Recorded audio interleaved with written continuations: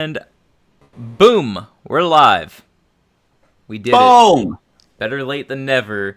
Welcome everyone to Football for Fun. I'm sure no one is listening to this right now, and I'm guessing most people who watch this later, if you do, are not listening to the beginning of this. But hello, welcome on in.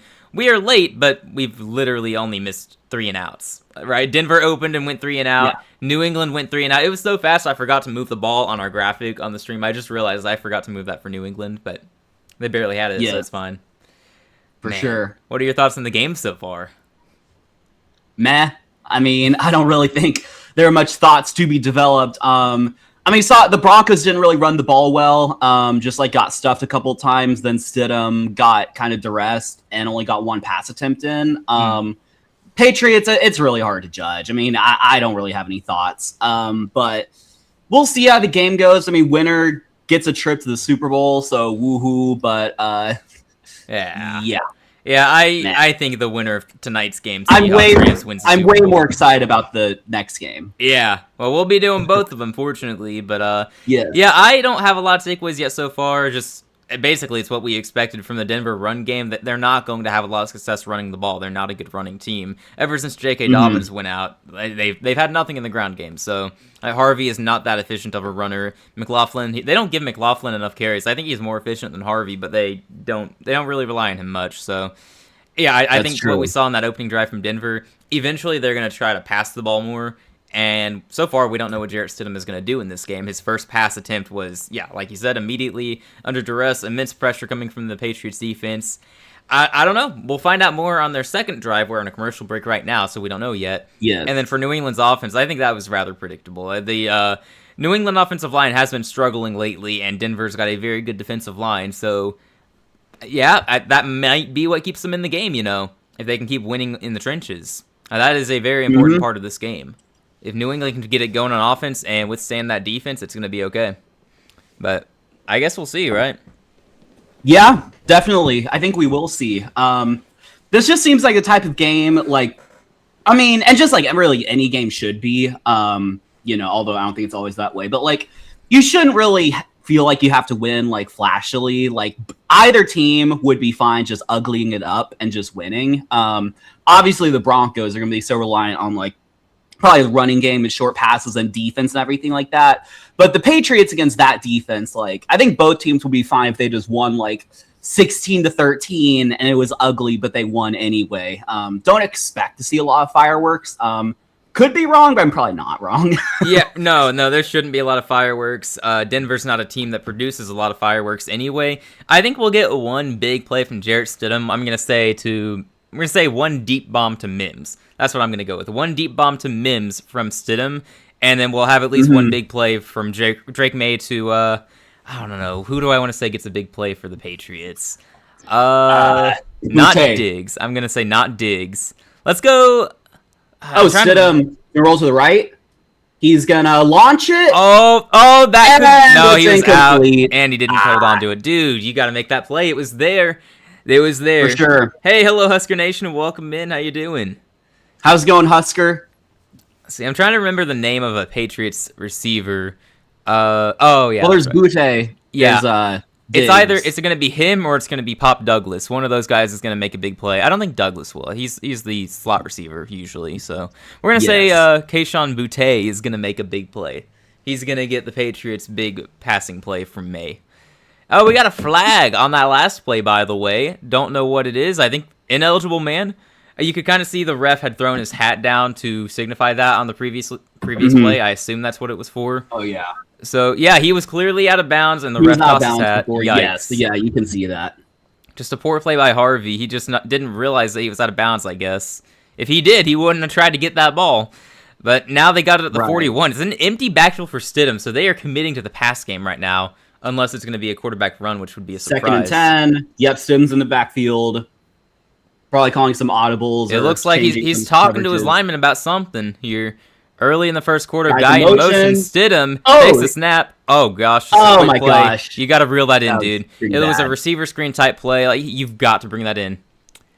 I mean, I'm sure they saw the blitz coming. I'm sure that's what Stidham was kind of telling his receivers and stuff. So, he had the quick pass, but the receiver has to be ready. It looked like he was relatively unprepared.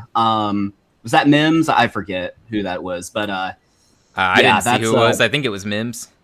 Yeah, that's not bad great. play all around. Stidham knew it was coming, so he threw it immediately. It's gonna be 3rd and 10. Well, I was thinking that was probably by design. They just didn't execute very well.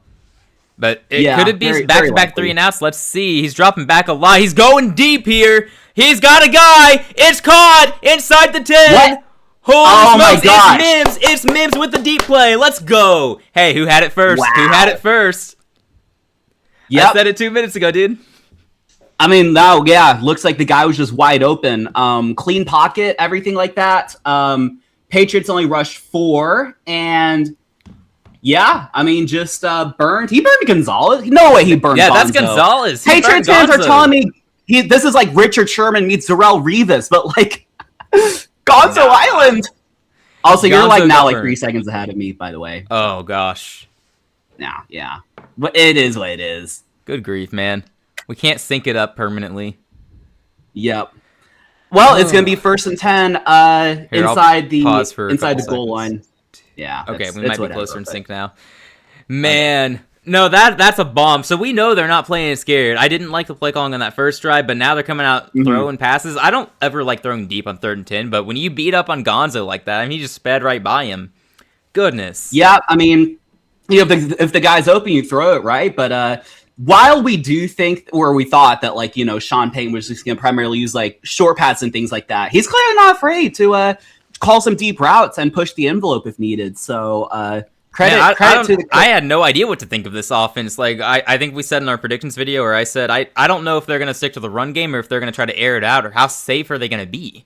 I have no idea, and it looks like they're not going to be too safe. I think most people thought they'd be safe. I mean, they still might be for all intents and purposes. No, they believe in Stidham running this offense. Like, this looks normal. For sure.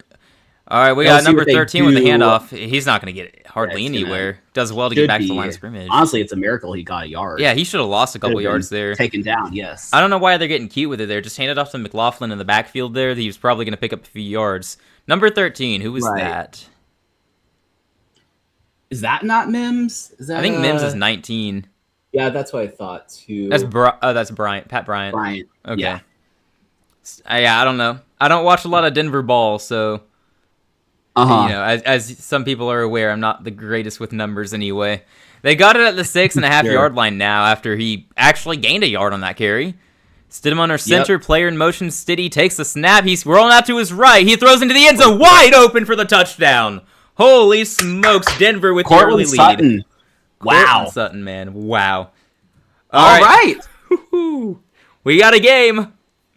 Looks like Broncos with the touchdown advantage. With primarily Jarrett Stidham. I mean, the running game barely did anything on that drive. The running game got 1 total yard, I'm pretty sure. Probably sounds about right. But no, it's all Jarrett Stidham and Sean Payton. Honestly, that was not on my bingo card. I wouldn't have expected it to be this, I wouldn't expect to be this soon and like this. Oh, yeah. I mean, I called a deep play to Mims. I thought that would be like 3rd, 4th quarter, not second drive of the game. That's insane. I'm about to say he gets another big play, if that's the case. Yeah, might as well. Man. No, that was an excellent second drive. Just Stidham obviously able to throw the ball. That's something I said in the predictions video. Like, he has an arm. He can throw. I was trying to say I don't think the drop-off from Bo Nix to Stidham is as bad as the media thinks. I think so far that has been validated. Now, there's a lot of ball left to be played. It's possible he doesn't even eclipse 100 yards. For all we know, he's going to. He's going to, absolutely. Yeah, but we don't know that. This game could go anywhere for all we know. But so far, looks like it's going to be good, and now it's on the Patriots to respond. And I don't think they were expecting to be in this position, right? No, they probably thought it'd be pretty comfortable. Like, maybe they'd have a lead or it'd be tied, 0-0 for a while. But the pressure is on Drake May against that defense. So, we'll see how they handle it. Yeah, and if there was one criticism from the MVP candidate this regular season, it was he didn't do well when his team was down double digits, at least early on in the season. And then when it came to the Ravens game, they faced a double-digit deficit in that one, and he led them to a comeback. He basically put the team on his arm, and he threw for over 300 yards for the first time in his career. So I wonder if they're going to end up in a similar situation here where he alone does have to carry them, and the run game doesn't get them anywhere. Now, this is so early in the game, we're just laying out hypotheticals at this point, but how much are they going to need Drake May to play hero ball here? What do you think? I mean, I don't know. They might need it. It's really hard to say because, like, Jarrett Stidham's playing well, and like the whole offense. Like, what if you go 3 and out, and like maybe you don't even allow a touch, you have a field goal, you're down 10-0, and it's like you really have to like push the envelope in it on the road environment against that Broncos defense. Like, they're probably gonna have to rely pretty heavily on Drake May at some point if they can't get anything going. Yeah, you would think so. And if you want to trust in your defense too, you just saw them get shredded in that secondary on that second drive, but you still have a lot of faith. Right. Like, how many times is Christian Gonzalez going to get burnt like that, right? That's not something you expect. You think it's like just a one-time sort of scenario. I mean, who knows? I mean, I know I was making fun, but I do. Christian Gonzalez is top 5 really corner in the league, but yes, he's also a bit overrated. Definitely. It's not like he's the clear top corner in the NFL, like a lot of people are saying, primarily Patriots fans. But he's very good, of course. But yeah, I wouldn't expect him to get probably not the top corner in this game, right? Yeah, that's a good question. That's a whole other debate, man. Because I think Surtain is also a little bit overrated. So I feel like all the top corners are kind of overrated, except J.C. Horn and Derek Stingley. I think those guys get a little underrated, if anything. I think they're a little underrated, yeah, but everyone else is like overrated. Sauce Gardner. Yeah, I think people have caught on to Sauce not being that good. Yeah, I was gonna say I don't think people think Sauce is that good. I mean, he's good, but like not like. I mean, the dude went 1-7 2 separate times this year, so like that's crazy. I actually do feel for him. That's so unfortunate. Record of anyone in the league. Yeah, Patriots returned this one out across the 30. That's pretty decent. Much better than last time where they were inside their own 10. That's true. They'll have better field position, hopefully something to kind of build on. But yeah. Yeah, I meant to tell you pregame, I hadn't decided who I was rooting for yet. For most of the week, I felt like I'm leaning towards Denver, but then I remember Sean Payton is their coach, and I really don't like Sean Payton, and I want him to lose. But I would rather the Patriots fan base take a loss here. It's nothing personal, just they're getting a little too loud right now. Yeah, it's kind of lose-lose situation. For me, yeah. I'm not the biggest Mike Vrabel fan myself, but also I don't really like Sean Payton. As we see, I think Stephon Diggs gets a 6-yard completion. Yeah. Like, I don't have like the hatred like you do over Sean Payton, but I don't like him either. Like, when he was interviewing for Houston, he apparently said some things. But I'm not the biggest Vrabel fan either. I'm rooting for Denver because I don't want to see another New England Super Bowl. Right. But honestly, like, I really don't care for the sake of an entertaining Super Bowl. I think we need New England though, because I personally I don't think Denver matches up well against either potential opponent in the Super Bowl. Maybe that's just me though. Yeah, I mean, would you almost rather like a potential storybook Super Bowl if if he plays well, you'd think that like he could do it again in the Super Bowl, and then like Jarrett Stidham like won the Super Bowl. I'd be glad for him. I like Stidham. I'm cool with him. No, that'd be infinitely crazier than Foles. And Foles was very crazy. That run, you hadn't played in 2 years, and like you just kind of go out there. But I mean, I'm fine with either outcome, all things considered. I just don't love that's this matchup. Although I guess to be fair, like, I mean, I guess there are other potential matchups. Like, I feel like most fans would rather like to have done Texans Bills or something like that, but that didn't happen because the quarterbacks are turnover prone. Man, it's unfortunate for Buffalo, especially since they went and fired their coach, and they're probably going to end up downgrading, very likely. Brian Dabble. Gosh, I hope not for the sake of their fan base. They don't deserve this torture. The Patriots, by the way, they had a very slow 3 plays there to get the first down, so gained exactly 10 yards. First down, I mean, that's good. It's better than last time, right? Yeah, baby steps, right? Baby steps, and they got it up to the 43 now, so another first down gets them into Denver territory. Or not even a first down, just 7 more yards. Right. So, back into the game here. Drake May talking to his lineman, pointing something out. We'll see what he's got here on 1st and 10. Stevenson in the backfield. He fakes the handoff, gets it out fast to his left, and he's met immediately, and he's actually going to lose a couple yards. Good grief. Level, defense. He got back up. Credit to him, but absolutely level. I think that was Stephon Diggs. Yeah. He got back up. I think he probably should have stayed down. That's not the mentality you have, but good grief, man. Yeah, good grief indeed. That was just read well by the Broncos defense for sure. Number 29 just like had his eyes just dead set on him. Yeah, it's like he knew exactly what was going to happen. You can't play it better than that. So that sets up a 2nd and 12. Yeah, Drake May is just going to have to make a play here. That's another short pass. I feel like they haven't really tried to do anything on offense. You got some simple offensive plays and some runs. This is basically what we expected from the Denver offense, or what most people expected anyway. Yes. Yeah, here we go. Sure. May dropping back to pass. He's airing it out. 50-50 ball, and that's going to be incomplete. You could definitely consider tossing the flag on that one. Yeah, little hand fighting. Not egregious, but... Oh, yeah, it's just mutual. It's too mutual to call it. I mean, he's going after Boutte, but Pat Surtain was on coverage. That's going to be tough. Yeah, that's some tight coverage or pass interference, depending on where you fall there, but I think it was too mutual to call anything there. I think it was too mutual. I think it would have been too soft to have called it. Yeah, just let the boys play, right? Yeah, exactly. Now, wait until the fourth quarter and then call it with the game on the line. That's the way to do it. Exactly. Ref logic. Right. 3rd and 12. May will be Oh, no. Oh, he almost got sacked, but he gets the pass completed for about 2 yards. Well, just going after Diggs, but that's not going to be enough. It's going to be 4th and 10. And yeah, I hate the good thing is Pats should be having better field, or Broncos should be having worse field position if they can kind of shank it. But... yeah, 3 and out after you surrendered a touchdown.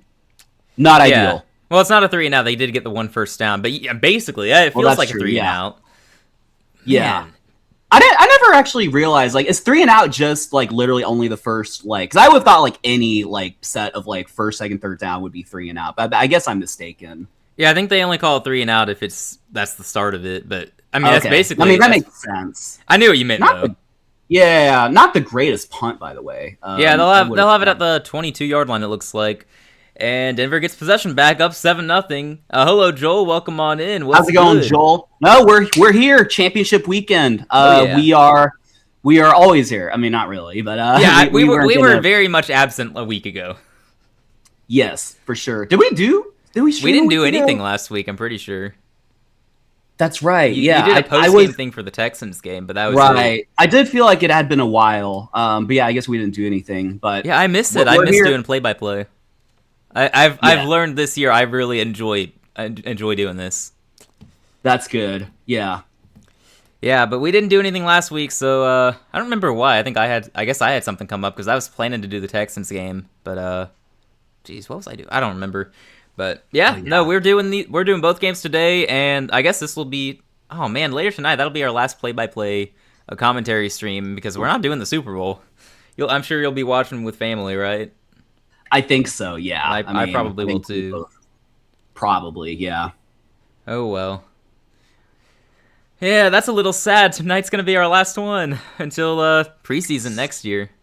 Really, really. Unless we want to do any UFL or something like that, but no. Yeah, I don't. Go Houston Gamblers. I have no idea. I think they went 5-5 last year or something like that. Not that good. Perfectly balanced. Did enjoy this short and sweet ice cream stream. Yeah, the copium ice cream indeed. Yeah, I thoroughly enjoyed that too. Hey, it looked pretty good. I think I missed most of that. I know I popped in for a little bit, but what was I doing then too? Because I couldn't say. Oh, what's that? I'm trying to remember what I was even doing last weekend because I was barely there. Were you sick or something? No. I was trying to remember too. I was doing something. I don't know, man. Doing something indeed. Yeah. Oy. Yeah, it is a little bit sad though because we got 2 more games today in the Super Bowl and that's it. We're done with the NFL for until September. Oh, so. But we could do we could do the Pro Bowl. No. Dude, I'm not even gonna be home, so I don't have to even entertain that idea. Boom. True. I don't even think that's really a game, right? Maybe there's a no. They have all these little mini games and stuff, don't they? It's a joke. Yeah. Nobody cares about it anymore. Sometimes I like watching the highlights on YouTube, but it's just it's not. Bring back the game. Bring back the real Pro Bowl. The actual AFC NFC game, yes. Make it relevant again. All right, we got the game returning here. We'll see if Jarrett Stidham can put together another good drive. Let's get another deep bomb to Mims. I'm so happy. I said that right before it happened. I was really glad I got that in just in time. Yeah, that's a good call. It would have looked really bad if I tried to call it after. Hopefully Drake May gets us one to Boutte. Oh, yeah. He had an attempt, but... Oh, good move there by the running back, Harvey, and a hard burst there. Going to get about 9 yards. He could have lost yards on that. Wow. You see that? Yeah, no, I saw that. He was contacted, but just kind of stayed up and got gain of 9 yards. No, very impressive run there for the rookie out of UCF. He hasn't had a very efficient rookie season. He's been more of a threat in the passing game, in my opinion, just based on efficiency. But lately, it feels like they haven't featured him as much. He makes me think of Travis Etienne. I don't know if that's a good or bad comp, but that's who I think of when I watch RJ Harvey. That might be a horrible comp, but I don't know. We got shotgun formation here on second and 1. Stidham to take the snap. He does. He fakes the handoff, rolling to his right. We've seen this a lot so far. Wide open man for the first down. Get about 2 or 3 yards out of bounds. Pat Bryant. Yep. Looked like he might have been trying to see if anyone deeper was open, but just kind of took what he could get. Yeah, we'll see the replay here if there was maybe an option deeper down. Because I would agree that is how it looked. There were some guys deeper down. Yeah.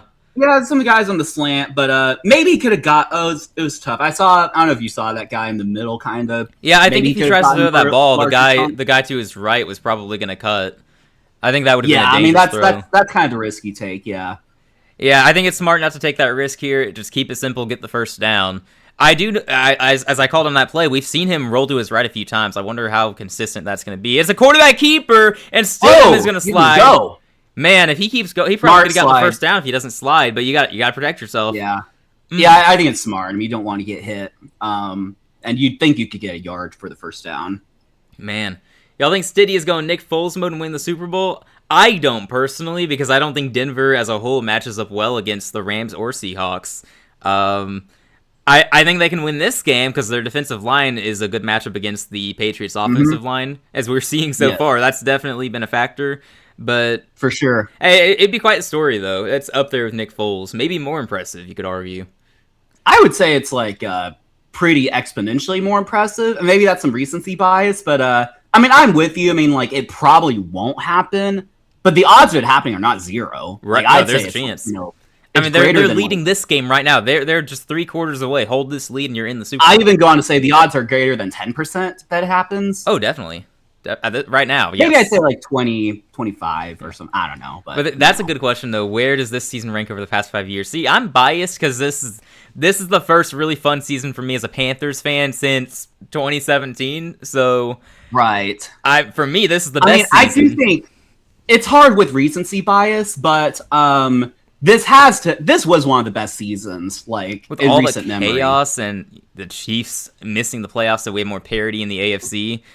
Oh, risky handoff there. He almost got met 5 yards out of the backfield, but he went for the quarterback instead of the running back. So it'll be no gain for 2nd and 10 coming up. Hope Darnold gets a ring. I'd be cool with that. I wouldn't mind Stafford getting a 2nd ring either. I'm cool with Stafford. Maybe he retire on top. How often do you get to see a Hall of Fame quarterback win a 2nd ring and then retire on top? You know, it's really just Manning and Elway, I think. Yeah, but remember. And the difference would be with Manning to Stafford. I don't know about Elway, but Manning and Stafford's still playing at a high level. Like he could be the MVP, Manning win a Super Bowl. No, we all know Manning could barely throw that year. I think Elway played relatively well, but I could be wrong. But yeah, it's very rare because like I think most quarterbacks when they win a Super Bowl, like they try to come back for one more year and that doesn't go that great. So and like the odds of you winning a Super Bowl at like 40 as a quarterback is like very low anyway. Oh, yeah. Like somebody tell us the Steelers because I think they want to run it back with Rodgers. Right. Imagine if Rodgers and McCarthy win one more Super Bowl. That's I can't believe they fired Mike Tomlin to hire Mike McCarthy. What are we doing? I think all the Tomlin haters like retract their statements. Like it's like we want Tomlin gone. Okay, but who are you gonna get? Well, you could get one of the young up-and-coming coaches, a bright offensive mind. No, we're going to go with Mike McCarthy and go 9-8 again at best. I don't get it. Absolutely pitiful, yeah. Why? Why? Honestly, though, if you're McCarthy, you've coached the Packers, the Cowboys, and the Steelers. That's actually kind of sick. That's really cool for him.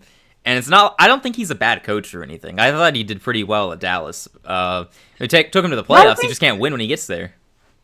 Yeah, I don't think he's the Hall of Fame coach, obviously, that like Belichick, Andy Reid, Pete Carroll, everything like that were, but like he's like maybe a tier or two below them. I think he's a little bit underrated all time, Yeah. Right now, I don't think he's that good. I mean, he's okay. I mean, I would have him right in that same tier with Tomlin. That's why I don't understand the move. It's basically a lateral move. It's either a little better or a little worse. I feel like he has a lower floor than Tomlin did, though, because with Tomlin, you're getting at least 9 wins. You don't guarantee that with McCarthy. True. Yes. I don't get it, man. I don't get it. It is tough, yeah. It's not even the worst we've seen, though, so far in this cycle. With the Dolphins, I don't understand anything of what they're doing. I don't really get the Jeff Hafley move. I know some people really like him as a defensive coordinator. That's fine. He couldn't even win at Boston College. I know it's a different level of football, but yeah, he was not a good college coach. I don't know. I feel like there were better candidates, is what I mean there. I'm sure Hafley was going to get hired at some point, but Bobby Slowick as their offensive coordinator. Slowick as the OC. Why? What are you doing at quarterback? Because I mean, apparently, he can replicate CJ's rookie year, but it was. I also think he's more likely to replicate the downfall, if anything, because I'm sure he played a big role there. I don't think he gets enough credit for that. Tua's not coming back, right? Nobody thinks he is, but I don't know what Miami. I wonder what they're going to do at quarterback then. I mean, maybe they're absolutely going to go get Malik Willis from Green Bay, right? They're hiring. They got their GM from Green Bay. They got the coach from Green Bay. Surely they're going to get Willis, right? Maybe. You'd think. If I'm Willis and I have options. Well, is Willis a free agent? I'm not. I think he is. I think he is. I don't know. I mean, you could Harvey go to just got stuffed there on 2nd and 9. Why are you trying to run the ball again? It ain't working. Doesn't make sense. Yeah. Oy. Only thing I get with Steelers is McCarthy is a hometown guy. That's true. Only thing is, last time Pittsburgh went hometown, things didn't turn out great. Big kid. Yeah, no kidding. Yeah, right. I mean, you can't hire just because of the hometown thing, though. Okay, hold up. We got 3rd and 9. Stidham looking to throw. Pressure comes. He throws across the field. That is dropped, dude. It is. Dude. Oh my god, dude. That's in your hands for the first. You've got to catch that. Oh my gosh. Yikes. Is it just me? I thought that was in his hands. Gonzalez in coverage, too. He No, did a good job even getting open. Cortland Sutton there. Yeah. In his hands. No, it was right in his hands, yes. Now, to be fair, it was thrown behind him. It was not the most accurate throw, but a guy like Cortland Sutton, he's going to catch that. Oh. For sure. 46 drop pass this season, tied for the most in the NFL regular and postseason. That's crazy. That's wild. So New England's going to get the ball back after that. That should have been a first down in Patriots territory, but couldn't hold on. And this is going to bounce into the end zone. Very, very good for New England there. That could have been horrible. That's true. All right. Score is still 7-0. We got 2:20 on the clock here in the first quarter as the Denver offense will leave the field and the Patriots have a chance to tie it up again. And to start the game, Denver did start with possession, so New England will get it to start the second half. I know that's later on. I'm just saying it so we remember moving forward. Yeah, for sure. So New England is very capable of tying this up and then scoring again before the first half. Like anything is still on the table in this game, you know. Mm-hmm.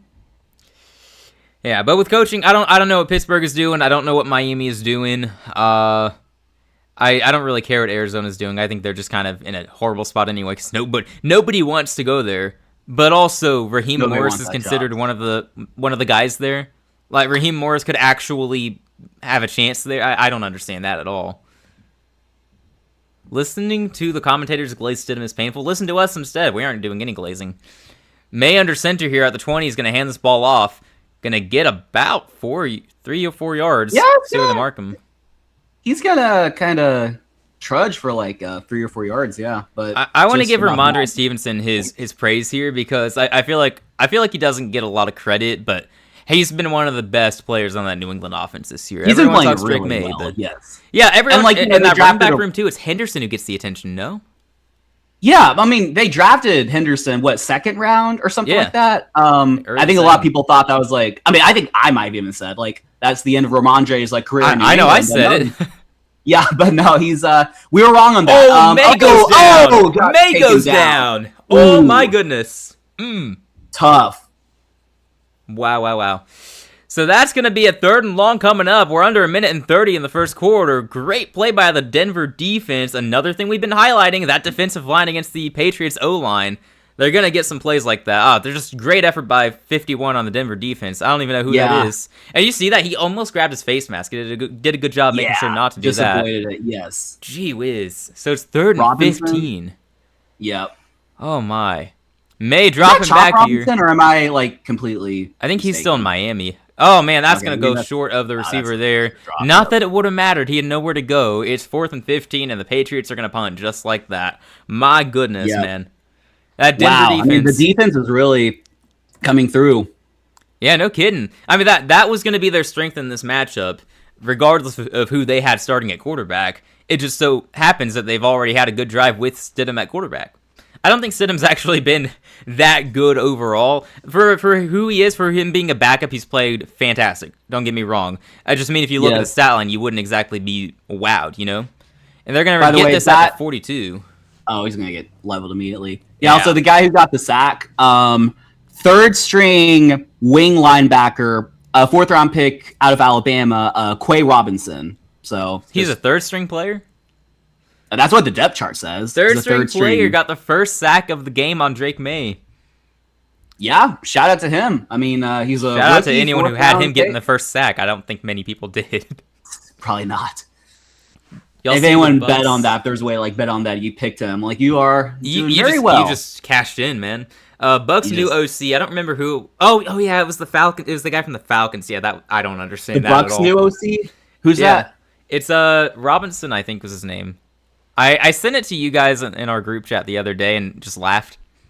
Devin was not happy. I don't remember that. I have a memory like a goldfish when it comes to that sort of stuff. Fair enough. But I was happy to laugh at them for that move. Zach Robinson. That sounds right. Oh yeah, he was in Atlanta, wasn't he? Yep, I think so. With Raheem Morris on that coaching staff. And Falcons fans hated him. Every week of the year, they're calling for his job. They want him gone. Oh, that's right. Because I was like, yeah, but Drake London and Kyle Pitts don't develop themselves, and Bijan Robinson. Right. Yeah. Right. Well, he is going to go and develop Emeka Egbuka, I guess. Yeah. Yeah. No, I don't understand that move by Tampa. Speaking of develop, I saw there's a headline. I thought it was pretty funny that like Mike McCarthy, when he was interviewing, like, used an example that he developed quarterbacks like Joe Montana when he was in his 40s, like as an example of like, did you see that or no? No, I haven't seen that at all. So when he's interviewing, I guess he was saying like, I developed all these quarterbacks. I mean, he developed like Rodgers, I guess Dak to an extent, but like he included Joe Montana like as a chief as he developed. Wow. Okay. Okay, Mike. Okay. Yeah, I don't trust anything he says in his interviews or anything because... No, you remember when he interviewed for the Dallas job and he said in a press conference like a week later, yeah, I lied about this to Jerry Jones. I think it was that he watched all the film or something. That was absolutely crazy, yeah. So you have enough clout to be able to just lie and then a week later go, yeah, I lied, but I got the job. Good for you. It must be nice. That's crazy. Yes. Yeah, I wouldn't mind trying that. Let's go interview for head coaching jobs. Maybe we can get the Browns to hire us. No one else wants to go there. I'll do this for my real life job search. I'll just lie that I did something, get hired, then just be like, yeah, I didn't do that. I'm sure that would go well. Yeah, and you'll have a press conference too. Can you imagine if it was like that with like sort of how the NFL, you got these press conferences, and then if a team interviews you, they'll make a post about it, and then all the comments are like, "Do not hire him." I think that was an NFL meme the other day.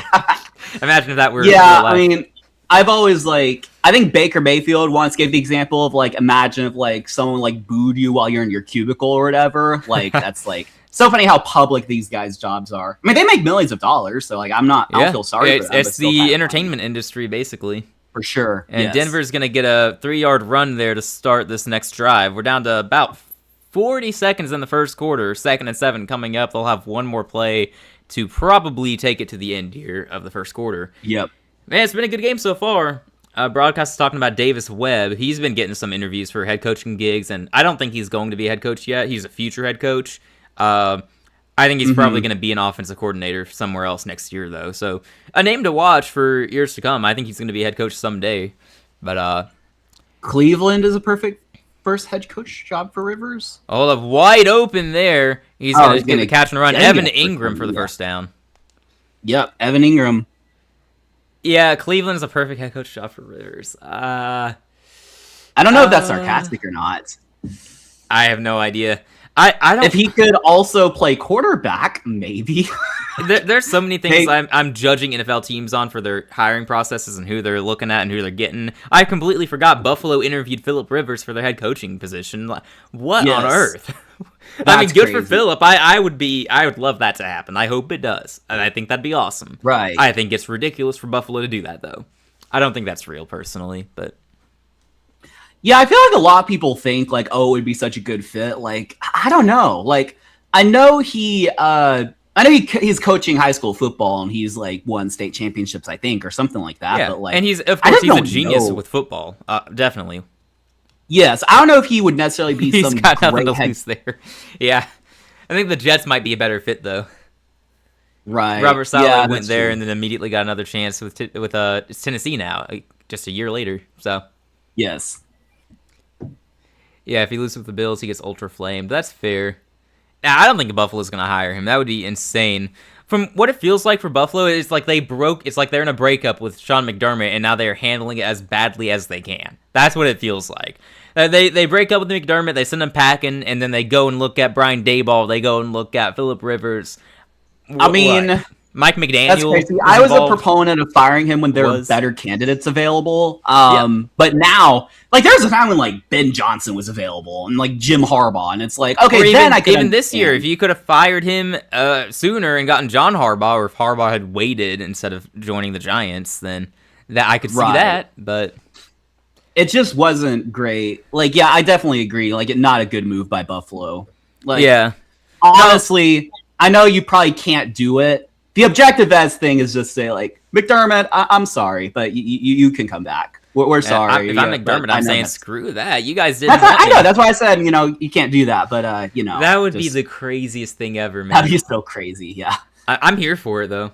Like, bring that'd even be more crazier than Mike McDaniel interviewing other places when he has. I know he took his name off the list or whatever, but, like, he's, like, interviewing for the Cleveland job, I think, when he, like... But he's interviewing for the Buffalo job when he had already been announced as the Chargers offensive coordinator. I think with that, it's just a verbal agreement. I could be wrong. It's not like I have inside information, but I'm assuming it's a verbal agreement, but they haven't actually put pen to paper. Or maybe the contract he signed is just it allows him to seek promotions. I mean, you got other offensive coordinators who are under contract, but they're going and interviewing for these head coaching jobs, right? Right. Like Kubiak at where is he? Seattle? He's getting interviews, but the teams have to wait to hire him. Right. All right, here we go. We'll get back on that topic some more, I'm sure, but we got the start of the second quarter here, and they're in New England territory at the 47. Stidham under center. We'll see what he can do here to start this drive. Going to fake the handoff. He's got some time. He's going to roll out and throw, and this is surely not going anywhere, right? Yeah. Got it. Yard and a half. McLaughlin got the reception for a yard there. They'll take it. Oh, they gave him 2 yards, 2nd and 8. Didn't look like 2. All right. Yeah, that's a short 2 if that's the case. They'll take it though. Yes. Remind me, who's Denver's kicker? Is it McManus? Is that who? No, it's Lutz, right? Will Lutz? Oh, right. McManus is in Green Bay. McManus was the previous Denver kicker. That's what it was. Right. It's the other veteran Lutz. So I think Sean Payton had him in New Orleans and just brought him. Right. Yeah, that's what it was. You're right. Okay, 2nd and 8. I was just wondering how close they are to field goal range. Stidham, he's got time now. He throws this fast. It's going to be caught at the 41, setting up a 3rd and short. That's Sutton. He didn't drop that one. Ooh, I like that. Brian Flores would be great for the Bills. Dude, I think Brian Flores is actually a pretty good coach. I think he could go somewhere and succeed if he gets to choose his quarterback. Don't bring it in Tua. By the way, he was correct about Tua, as it turns out. I mean, he was correct. I just feel like he doesn't work well with people, is what I heard. But, he also did do a good The thing with that, though, is if job. he brings in his own people, brings in his own staff, it would probably work. At least short term, you would think. He has full control over that. I'm guessing he didn't have that in Miami, given the disagreements you often have with the owner. Stidham on 3rd and 3, by the way. Great protection. Open man is going to be caught for the first down there. Number 17. I have no idea who that is, but good for him. You got a catch in the AFC Championship game for a first down. Good job. Yeah, Flores would be great for the Bills. I think Flores would be great anywhere he goes. Well, maybe not Arizona because they got bad ownership too. Cheap owner. Vegas, I like him to Vegas. I don't think Vegas likes him though, so that's tough. It seems like Flores is just not getting a promotion this year. Makes you wonder when he is. I mean, I kind of like, I see what you're saying. I just don't know. I don't know about Flores. I think he's a good defensive coordinator, obviously, and he could be a good head coach. Mm-hmm. But also, like, I think there are reasons he hasn't gotten a job since he got fired in Miami. I mean, you know. No, there are definitely reasons. There are concerns for sure. But I would say I think he is a better coach than Robert Saleh, and he's already getting his second chance. Now, granted, his first chance was with the Jets, so I guess a lot of people are just looking at that and going, nah, it doesn't even count. You just, whatever. Right. Fresh slate for you. But yeah, for sure. Which, by the way, heck of a hire for Tennessee. I think that's going to be pretty interesting if he can make some good moves to the roster. But does that at all scare you as a Texans fan? It doesn't scare me, but I wouldn't be surprised if they're competitive with Robert Saleh. Fair enough. That whole division is very intriguing. And Denver, by the way, they got a couple of good runs there, so they got another first down, and they're inside the 25 right now. Like, they are driving. Tennessee would need like a roster overhaul to like actually scare me, but yeah, it could happen. We'll see. No, this was a big offseason for them. I liked Anthony Lynn back with the Chargers. Never understood why he was fired. See, that was a long time ago now. It seems like Anthony Lynn. I think he just he was the one they fired for that. The bad coach. I couldn't remember his name. Bad coach. He was the bad coach. I think it was just like he didn't really deliver well. He was coming off like consecutive 5 and 7 win seasons. He had one 12-win season in 2018. I guess they just didn't like think he was good enough. Well, it's interesting too. We haven't really heard his name a whole lot since then as well. Anthony Lynn, he is the Washington Commanders running back coach, for what it's worth. Yeah, that's an unfortunate gig to have. He should get out of there. Yeah, he was the head coach for the Chargers. Then he was the Lions offensive coordinator in 2021. And then he was the assistant head coach, running back coach for San Francisco. Then he's the running back. So did him on the move here. He's going to be running it on 2nd and 8. He's going to get a hit there, but he gets 1 yard. So 3rd and 7 coming up at the 20. No, it looks like since he got fired, he's just kind of gotten like demoted. Yeah, it's weird. I don't know much about him though. He was a head coach back when I was more of a new fan. Like, I've been an NFL fan since like 2012 or so, 2013, around then. But I've not really been paying that much attention. And it was around 2016 or 17 when I was really paying attention. You know, before that, it was just football. I like football. Go Panthers. And I like Peyton Manning. Go Peyton Manning. I used to really like Denver, and here I am, really wishing they had a different head coach so I could root for them more. Yeah, that's quite funny. Yeah. 3rd and 6, by the way. That's not 6 yards. That's 3rd and 7, but okay. Stidham to his right. He's on the run. Roll to the right. He's running. Oh, my goodness. He's going to be just short. Oh, he's going to be short. All right, hold up. It's going to be 4th and 1. Do you go for it here? Or do you take the points? I say yes. Gut check, I say yes. You would think so. I don't trust their running backs to get the job done here, though. So I mean, I don't either. I think crazy as it sounds, I just give Stidham the ball and let him do something with it. Yeah. No, we're in agreement there. Like, if you go for it here, I think you let Stidham make a play. It's just, do you throw or do you do another quarterback run? Probably roll out to his right again. He gets an option, probably. Well, let's see. RPO or something like that. Because I think they're going to go for it. They're lined up to at least. Hold up. That's a solid yard. Not a long yard, but it is exactly a yard there. Looks like. It's not inches. We'll say that. So they call a timeout here. Denver, they're second of the first half. 9:28 on the clock. So we'll have a break here as they try to come up with a good play. I assume they're just going to go for it. Sean Payton being the aggressive type of head coach. That's around the time I really started paying attention. Or I started really paying attention. Was a Niners/Bills fan around the time. Oh, man. Hadn't solidified in the Panthers till the end of the 19-20 season. That's pretty interesting. Wait, how did you go from the Niners and Bills to the Panthers? That's very interesting. And at that time, they weren't that good, right? The Niners and Bills. Yeah, that would have been before Josh Allen came and the Bills were winning. That was before Josh Allen and Kyle. And the Niners were in a bit of a bad stretch. I think Shanahan's first 1 or 2 years weren't that good. Yeah, that would have been right before they were going to Super Bowls again. That's because I think I was actually looking at that up there the other day. I think they started 0-10 before they trade for Jimmy G, and then they're going for it. Yeah, they are. Stidham under center. Running back in the backfield, he's going to keep it. Pressure comes, he throws. It's going to be, it's intercepted or it hit the ground. They call it incomplete. It looks like... same thing, pretty much. It is the same thing. It's the difference of maybe a yard. So New England gets the stop there. Yeah, I mean, look, we were sitting here saying you let Stidham have the ball and you roll out to his right. If we could say that should be the play, then, the professional defenses could probably expect that, so. Whoops. Yeah, that's true. Whoops. I'm sorry, Denver. We gave away your play. That's our bad. But hey, look, we could be professional play callers. I mean, we called what they were going to do. Yeah, very much good. That's great. That's great. Gonna put that on our resume. Called one play in the game. For sure. Yeah, just don't mention the result of that play. Yeah, it falls incomplete. Stidham immediately had guys in his face trying to bring him to the ground. He got rid of it, to his credit. It was just, poorly thrown. So, it is a turnover. New England takes over, only down 7 now. Oh, man.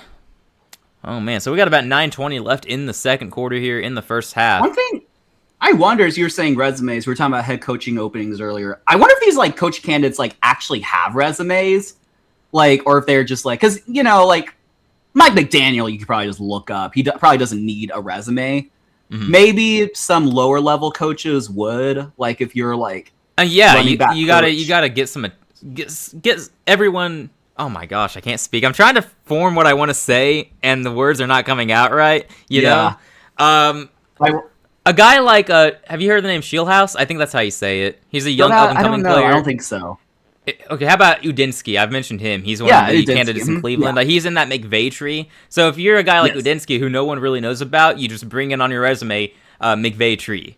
That's what you do, and you bring up all the times you worked with McVay and what you're doing lately, what you're doing now. Because you got to do that if you're an unknown, right? I don't know if you're Mike McCarthy, you're develop Joe Montana, develop Brett Favre. No, you put whatever you can on your resume to help you get jobs. Or if you're Robert Saleh, who's a very good communicator, it seems like he was not the front runner in Tennessee. I will stay on this train. It was Matt Nagy, and then Saleh apparently got his in-person interview and got the job immediately, but they didn't let him leave. So seemed like he went in there and talked his way into the job, which I think is really impressive. That's a good sign for them. Yeah, that's good. Unless Matt Nagy gets another chance elsewhere and does well. Can you imagine? That's not happening. Not happening. Man. Matt Nagy goes to Indianapolis next year, and then they face off twice. No way.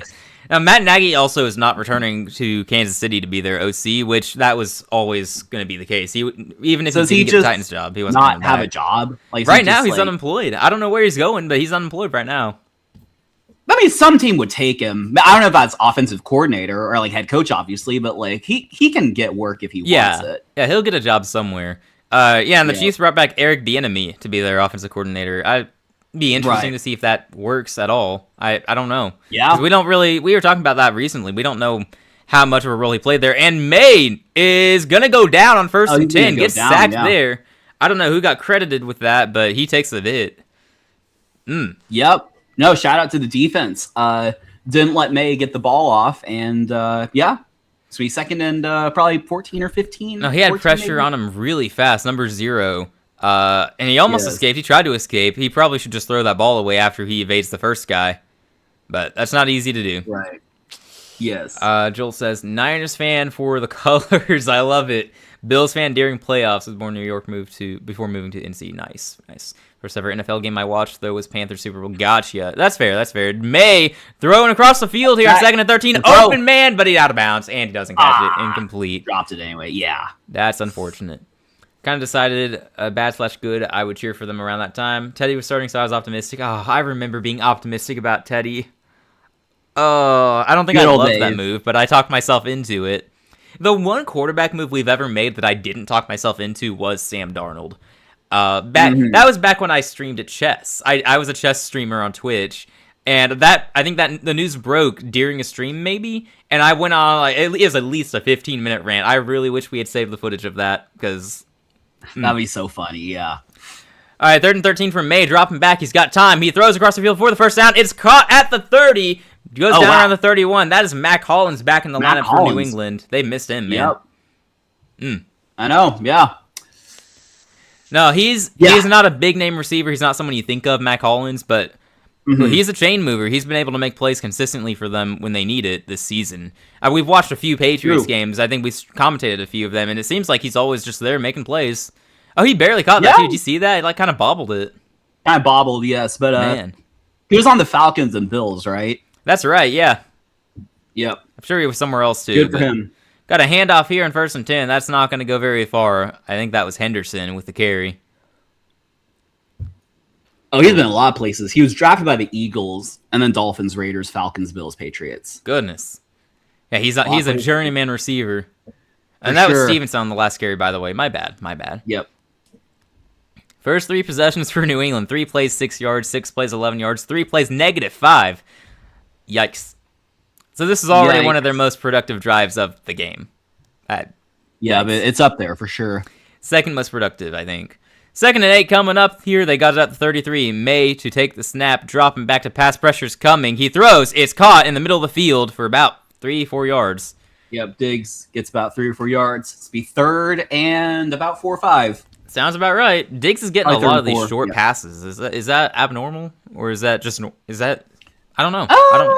I don't know if he's at this time of his career like some deep threat. I feel like they're using Boutte as the deep threat. Oh yeah. And like he's probably more intermediate. I don't know. It doesn't really surprise me.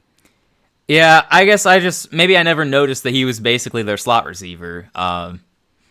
That's all we've seen of him in this game. But I would have expected him to do more in the middle of the field, maybe. But yeah, maybe we'll get there. We'll see. It's 3rd and 3. They give him 5 yards. Empty backfield for May. He's got time to throw. He's running up now, and he's gonna go down.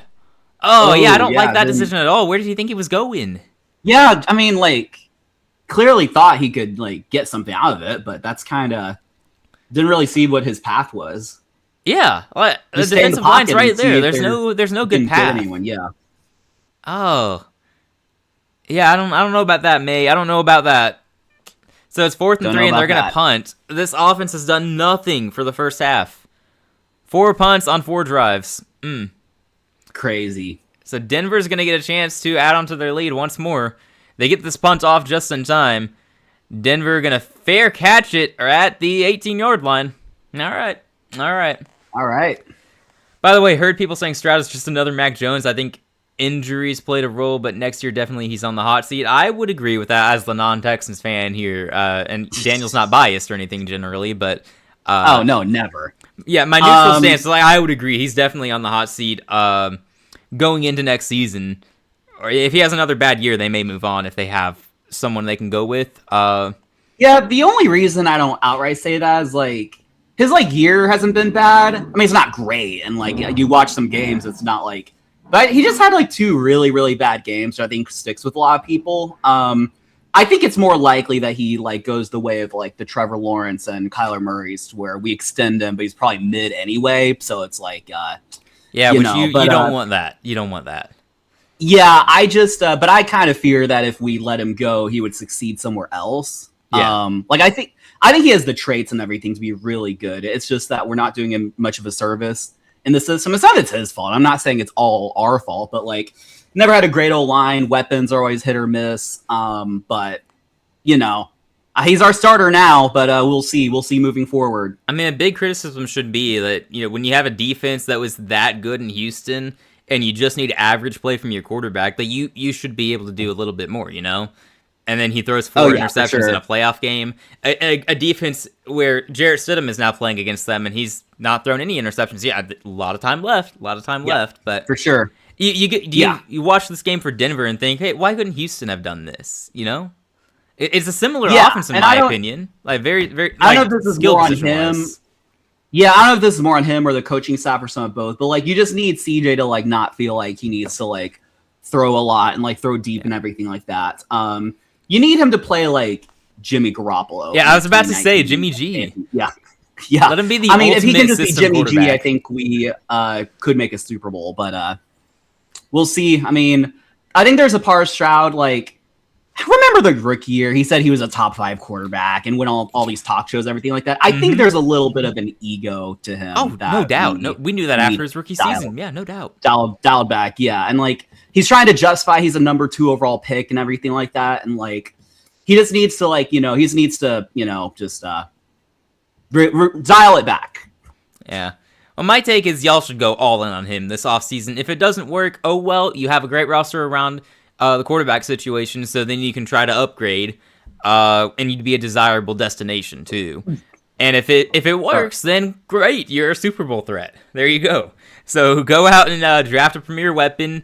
go invest in more offensive line help, some depth, and get another weapon too. A running back, you need a running back. I don't think Woody Marks is the future. I think he's part of it, but I don't think he's like. I don't think we he can need be a good guy. We'll take Rico Dowdle. You can have him. You can have him. I think you can probably do better than that. Yeah. Yeah. Sorry, I spilled hot chocolate, which is part of why. Oh, that's unfortunate. Whatever. Yeah. That's unfortunate. It happens. All right, Denver's got the ball. Let me move this over on the graphic. 2nd and 5 now after a 5-yard run to start this drive.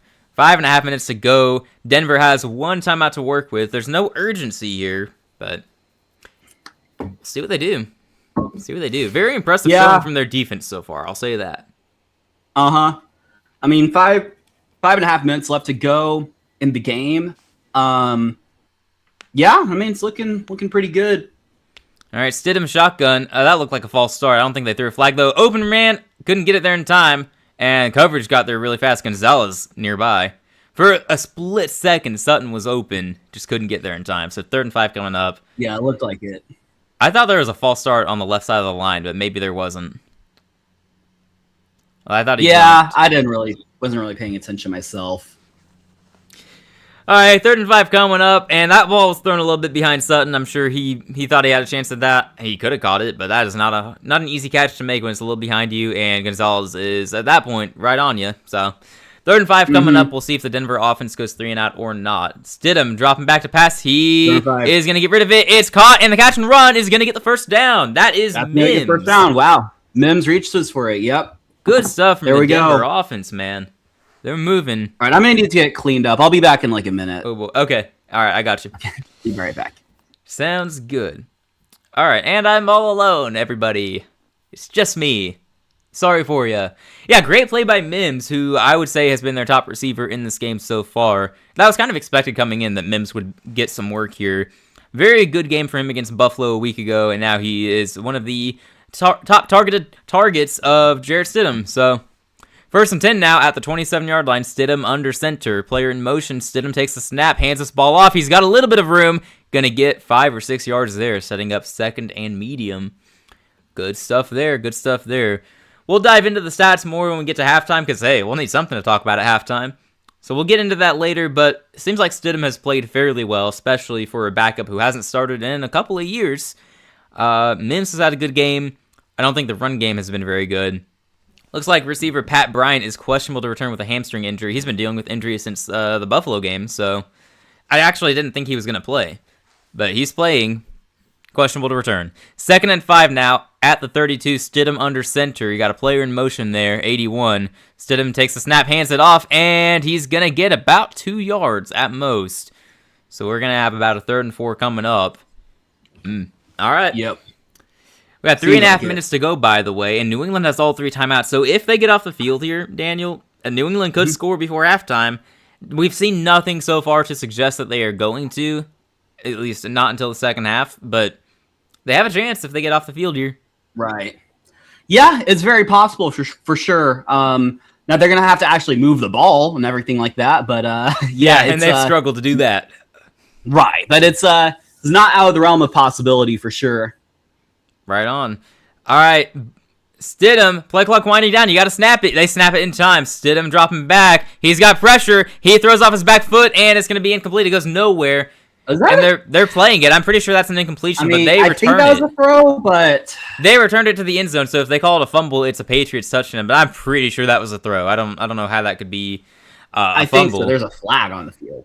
Are they going to give him for grounding? Possibly. There's no way a receiver is nearby where that ball went. So there was not a receiver nearby. He basically threw it at his feet, and he was backpedaling the entire time. Just a horrible play for the Denver offense there. No, if the Patriots offense ever gets going, Denver's going to be in trouble, which is kind of what we knew pregame anyway, but we're just reiterating that anyway. And they do get Stidham for intentional grounding, which is huge because the Patriots are going to get much better field position than they would have otherwise. Good grief. Sure. So now we'll see if New England does anything with what will probably be their last possession before the second half. And Joel said, if Drake May loses today, that completes his Jaden Daniels saga. That's true. That does not bode well for next year, though. Yep. CJ Stroud, Jaden Daniels, Drake May.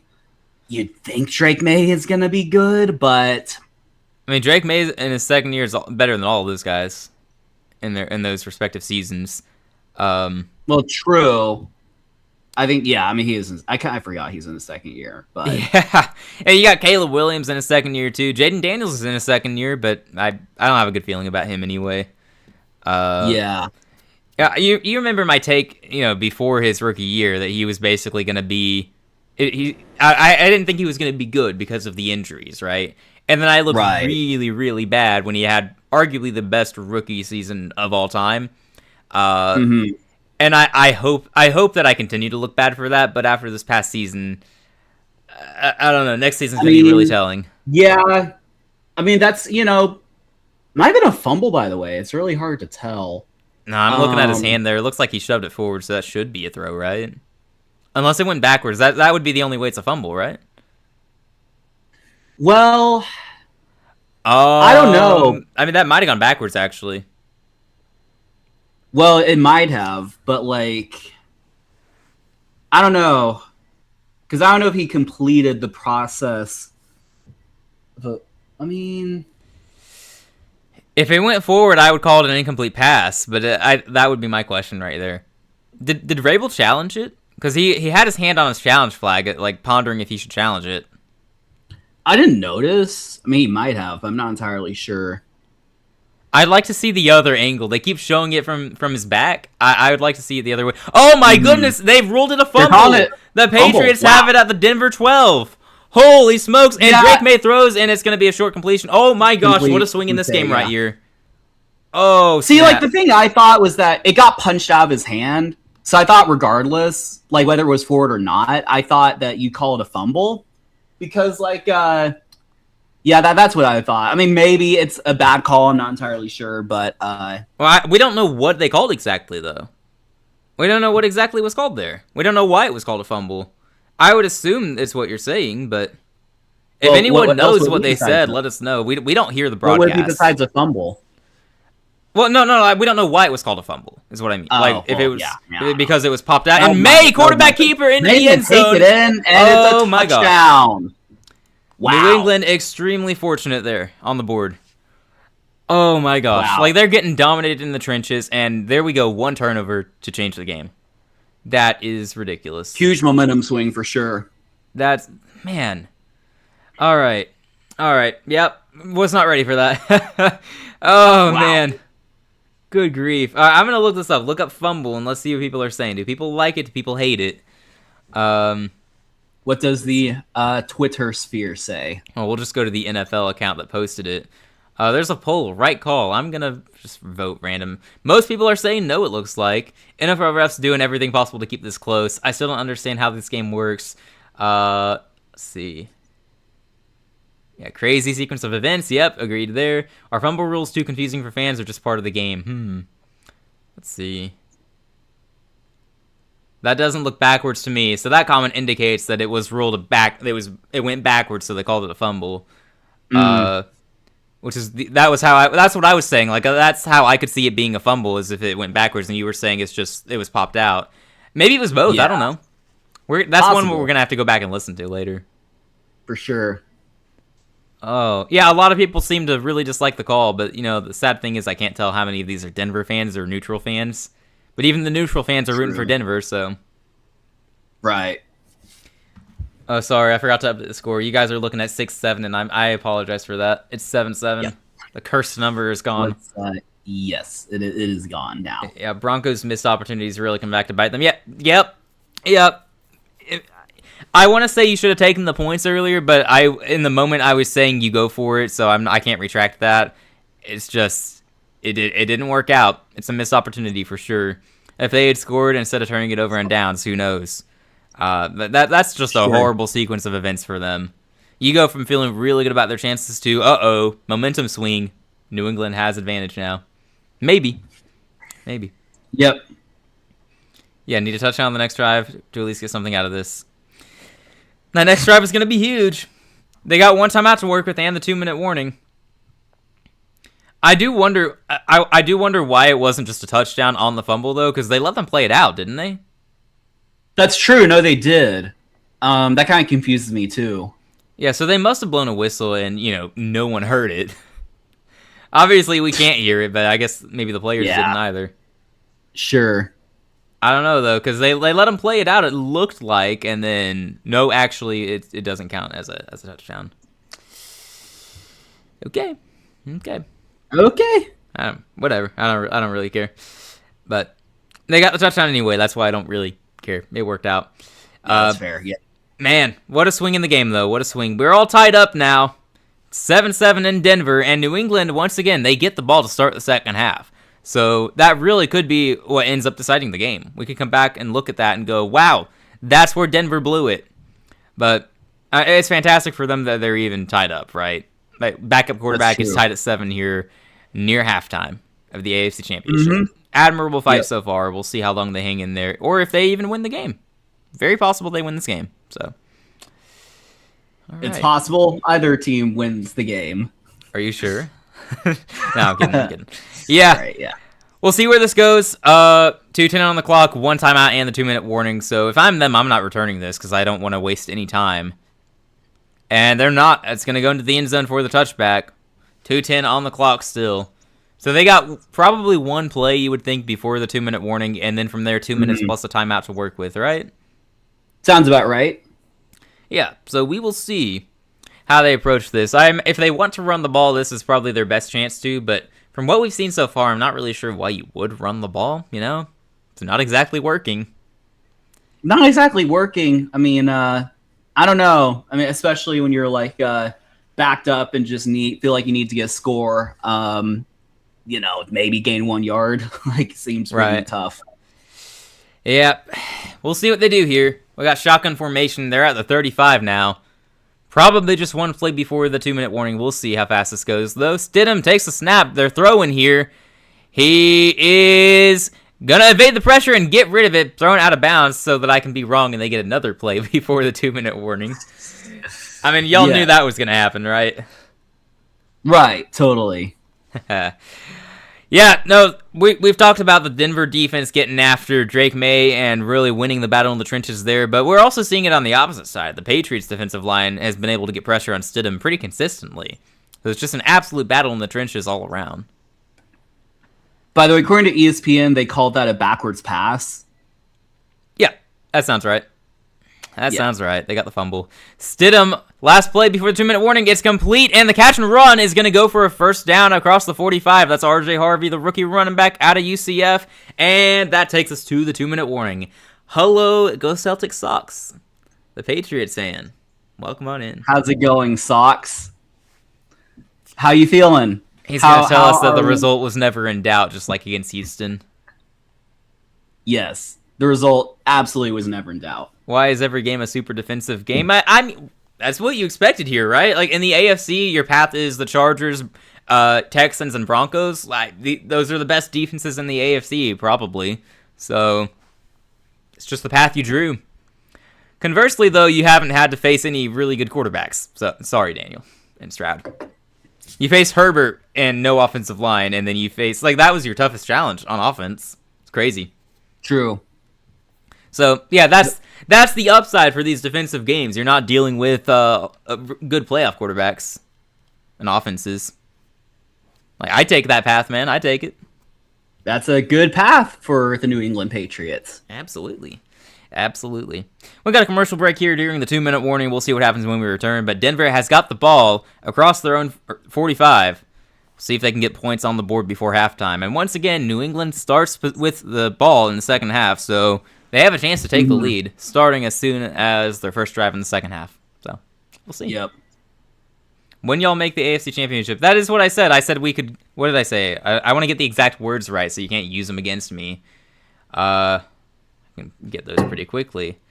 We're going to do our normal stuff this week. Y'all get to the AFC Championship game, and we'll consider doing something for that. So I didn't say when y'all make the AFC Championship. I said y'all get to the AFC Championship, and we'll consider doing something. So don't misquote me, Sox. Don't misquote me. Come on, man. Yeah, we consider it all right. We did at one point. Yeah, we talked about that in a post game thing, post stream. But yeah. Yeah, I told you that the other day. Talk to Daniel if you guys make it to the Super Bowl, as you should. And if you don't, then it's probably a good thing you didn't make an appearance talking about how you guys are going to smoke Denver, right? True. You'd immediately have to live by those words for the rest of the off season. So for sure, you can talk to Daniel if you guys make the Super Bowl. Hey, that'd be pretty cool though if the Patriots and Seahawks make the Super Bowl, since we have active people in our server who root for those teams. It'd be cool. Mm-hmm. Imagine that. One day it's gonna be Carolina and Houston. One day we're gonna get there. We'll get there. For sure. The odds are so low of that happening, but we can dream. All right, we are returning to the game short. Is that Kirk Cousins? Kirk Cousins is great. Yeah, Kirk Cousins is great. Big fan of Kirk Cousins. I'm going to get his jersey one day. Shotgun. Standing at his 40, it's Stidham running back to his right. Ball at the 45-yard line, 1:58 to go. Stidham dropping back to pass. He throws across the field. It is incomplete. Couldn't connect there with number 17. Looked like he had him there. Looked like that should have gone for a first, but they couldn't connect. Yikes. Yep. 2nd and 10. Bro just pushing it back. It's better than just outright saying no. Oh, man, yeah, that was just a bad throw by Stidham. Just a bad throw by Stidham, unfortunately. Yeah, I think it was a little overthrown. Nearly intercepted, but... it just wasn't on point. Either the receiver ran the wrong route or Stidham didn't know he was going left. Like, you can see the replay there. The receiver was going straight and then pushed left, and then Stidham just threw it straight. I don't know what he was doing there. Mm-hmm. Probably miscommunication, but... 2nd and 10, Stidham. Pressure comes, he's going to go down. Oh, yeah. Yeah, not much that to say Patriots D-line is, playing really well.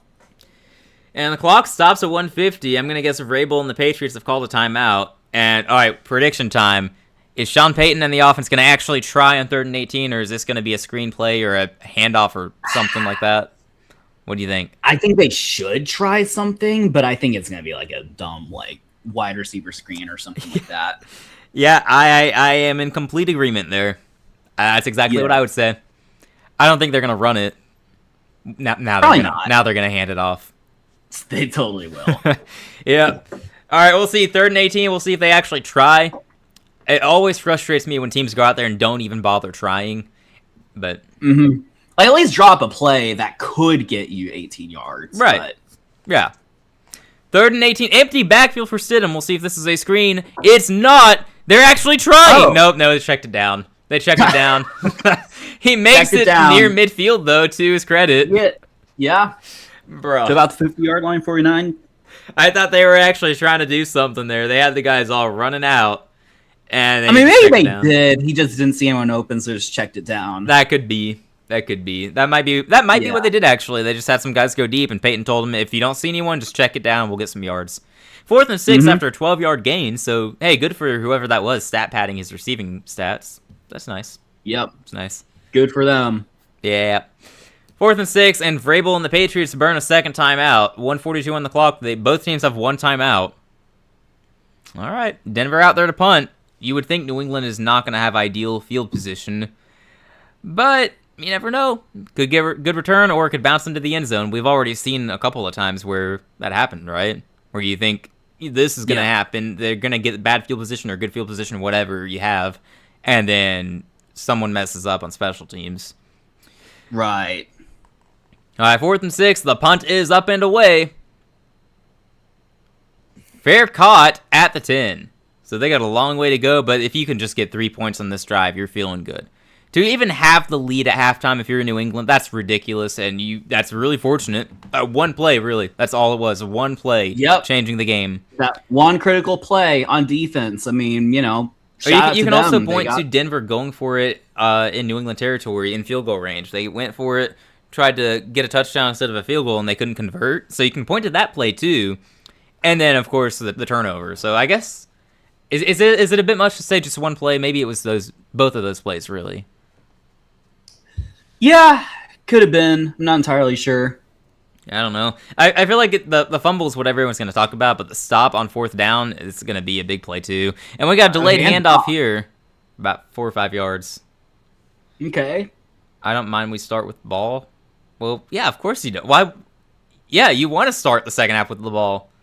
Why wouldn't you mind that right now? I didn't say he doesn't mind. I thought he was saying like he doesn't mind. Like I don't know what he's saying. He doesn't mind.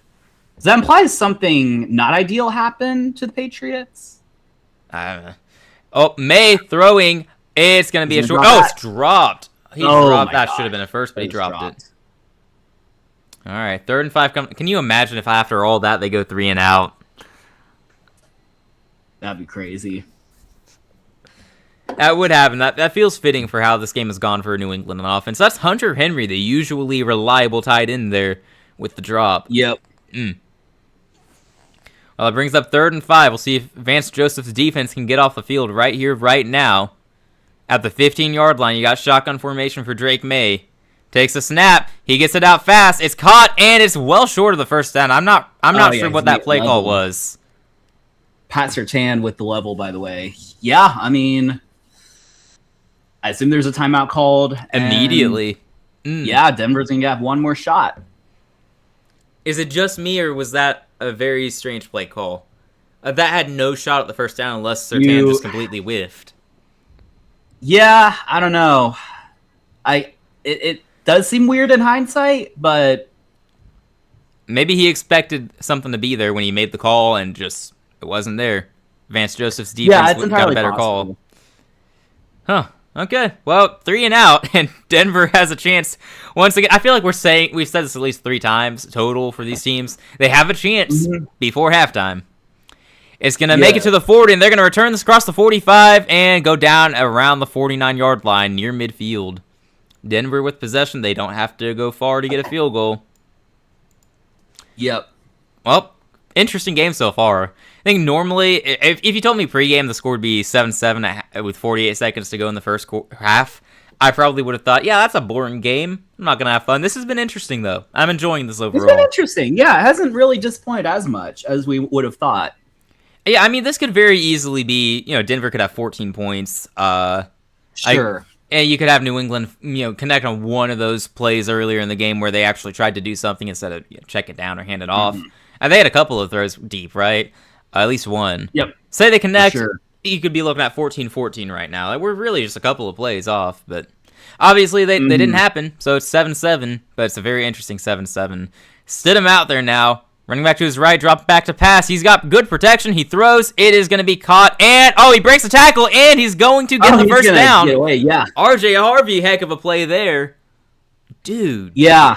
Wow. No, the guy missed the tackle. No, it's supposed to happen. He broke free and got the first down and got in field goal range.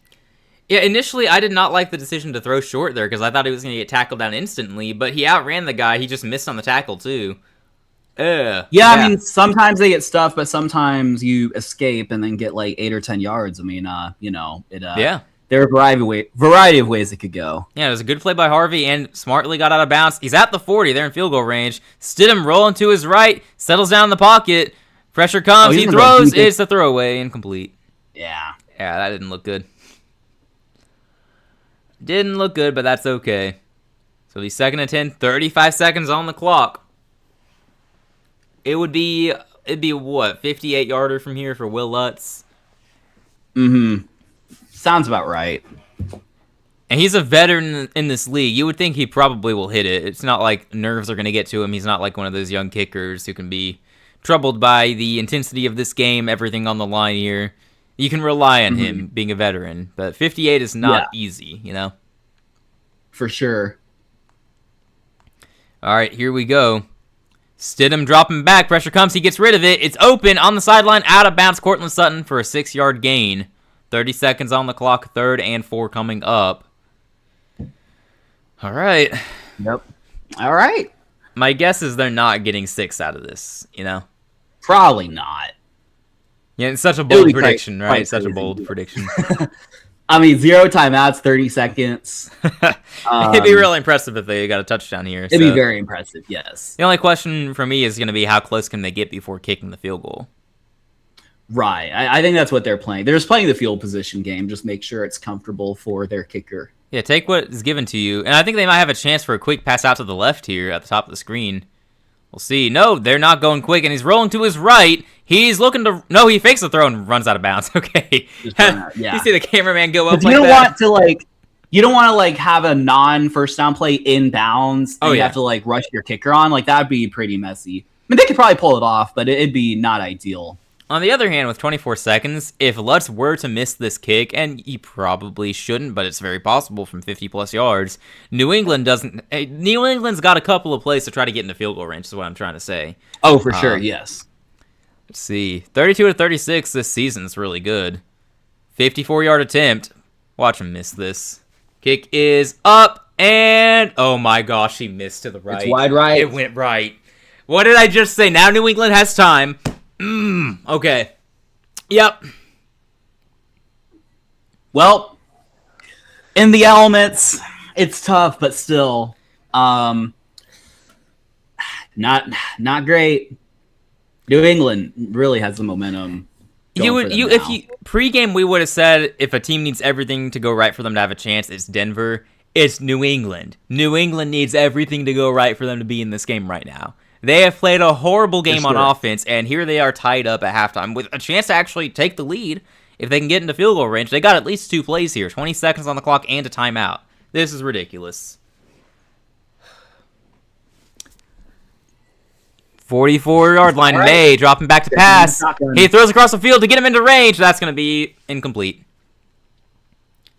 He said, bro said watch him miss it after I said he missed it. Oh, no, you hadn't said it yet. There's a delay. That's true. Yeah, you hadn't. By the time, actually, I'm not really sure how the timing works there. And that throw was a little bit short of the receiver. Hard catch to make anyway. But no, you hadn't said that yet. Bro will lock in. Okay. Yeah, Drake May. I don't think people are really talking about it, but Drake May's not had a good playoff experience so far. Like, he's winning the games, but it's not because of him, you know. Right. We did their first game. I said pretty consistently, Stevenson is the MVP of this game. Start. Yeah, false start, back him up 5 yards. That hurts.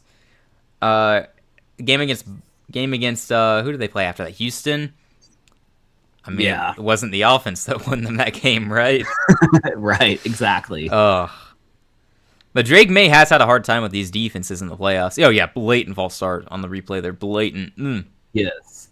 At least try to be subtle, man. Right. Okay, 2nd and 15. 15 seconds on the clock, so 1 or 2 more plays. May dropping back from his 30. He throws across the field, airing it out. He is overthrowing him, incomplete. Looking for Kayshon Boutte. Yeah.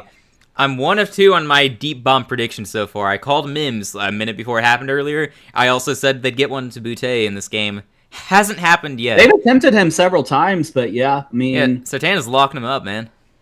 Yep. Okay, but selfishly, I really want New England to get one deep bomb to Boutte. Mm-hmm. Yes. I don't care who wins. I just want to be right. No, I'm kidding. I think I'm rooting for Denver. Like I said earlier, like I'm flip-flopping because I don't want either team to win. I'm rooting for Stidham. May on the run here. This is going to be probably the last play unless he gets out of bounds. No, he slides down. Go down. He's, I think do they get the timeout? That was too close for comfort. Yeah, no kidding. And that's a deep field goal if they settle for 3. I think they're going to give him the timeout with 1 second. I think he got... Yeah, well, he got down, and Shirley Brable just said timeout as soon as he went down, but... Yeah, if I'm Brable, I'm screaming timeout as he's running. Right.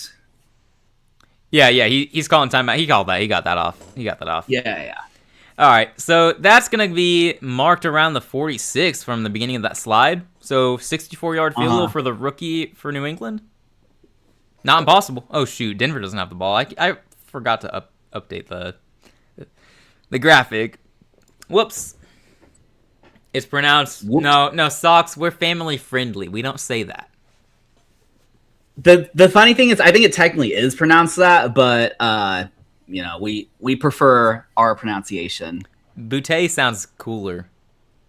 It sounds like fancy. I mean, 63-yard attempts is what they're saying, but... Here we go for the lead. Kick is up, and nope. Went left. No chance. Nope. So the teams exchanged missed field goals, And the score is still 7-7 at halftime. So we said at least 3 times, this team has a chance to take the lead before halftime. This team has a chance, so on and so forth. And nope. Nobody wanted the lead. Nobody wants the lead. 7-7, halftime. Somebody tell them they cannot tie this game. Somebody has to win. Should we let them know? Right. Someone let the Patriots offense know they have to score points if they want to win. Alrighty. For sure. We got halftime here, tied at 7. New England gets the ball to start the second half. And that'd be interesting. If we were to make a prediction right now, I would probably still say New England's going to end up winning this game. The initial prediction for me was it'd be close through 3 quarters, and then New England pulls away late. But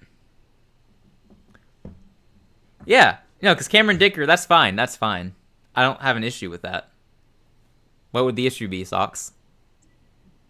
Yeah, no, Dicker is a totally legitimate word. Yeah. Dicker the kicker. He's one of the best kickers in the NFL. That's cool. Unless he's playing Houston.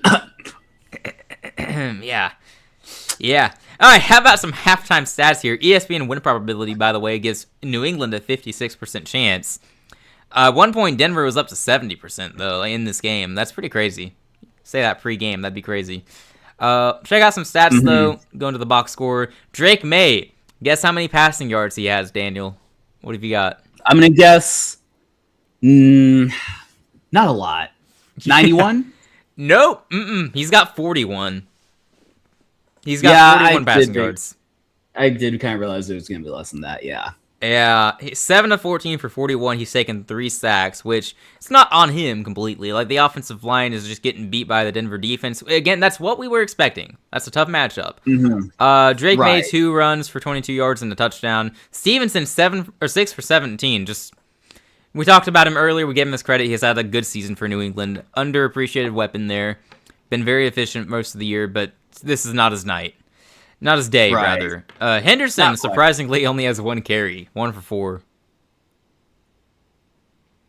All right, take a guess. Who is the leading receiver for New England right now? Like by what? Yards or receptions? We'll go yards. I think we know Is receptions. Is it not Diggs? No. He's got 4 catches, which easily leads the team. 4 for 12. They've all come in the slot. Yeah, but is it like Henderson or something like that? Nope, he's got nothing. Okay, Stevenson's got nothing. Pop Douglas has nothing. Hunter Henry 1 for 3. Keyshawn Boutte, as we say it around here, 1 for 6. Mac Hollins 1 for 20 leads the team in receiving. Yeah. Wild, I knew it was someone random who had like 1 good play, but yeah. Yeah, but focusing on the defense, though, Christian Gonzalez has a sack in this game. And that's tackle crazy. for loss. That is I didn't crazy. realize that. Christian Ellis, and Christian Barmore. It's the Christians getting the sacks for New England. Hey, there you go. We like good. Christians. Yep. All right, cool stuff. That's actually really insane. You got 3 separate guys with the sack, and they all have the same name. Nah, 3 separate. Wait, who? Christian Gonzalez, Christian Ellis, and Christian Barmore. That's actually crazy. Yeah. What are the odds of that? What are the odds exactly? That's insane. On Denver, though, you got Jarrett Stidham. This is not something I expected to say. Outperforming Drake May in this game. Jarrett Stidham, 12 for 21, 123 yards and a touchdown. He's also taken 3 sacks. That's crazy, man. Had the fumble, but yeah, besides that, he's like definitely outperforming Drake May. Yeah, even with the fumble, I say he's outperforming Drake May. It's the fumble that's keeping Drake May's team in the game. RJ Harvey, 9 for 29. They've tried harder than we thought to run the ball so far. I would have said 9 carries. If you told me he had 9 total carries in this game, I would have believed that. Jaleel McLaughlin, 3 for 9 as well. Booth, by the way. Do what? That's so cool. Kirk Cousins in the booth. There we go. He's got a future there if he doesn't play much longer in the NFL. Which I keep hearing people say that he's either going to get cut or traded from Atlanta. I'm not like analysts not insiders or anyone like that. Just fans and analysts and content creators. I don't know why that would be the case necessarily because he played well for them. Yeah, I thought like part of the reasons Stefanski came was like he worked with Kirk Cousins and they could like work something out. I could be wrong there, but I don't know. I don't understand why everyone is suddenly out on him again. If anything, I'm wondering how much of a leash Michael Penix is going to have. Also, is he ready to start next season? Like, is he going to be healthy by the start of the year? I don't know the severity of his injury. I don't remember. No, that's a good question. Yeah. Stidham's got 3 carries for 15 yards, so he's been more mobile than we might have expected. I don't remember what we said for our predictions there.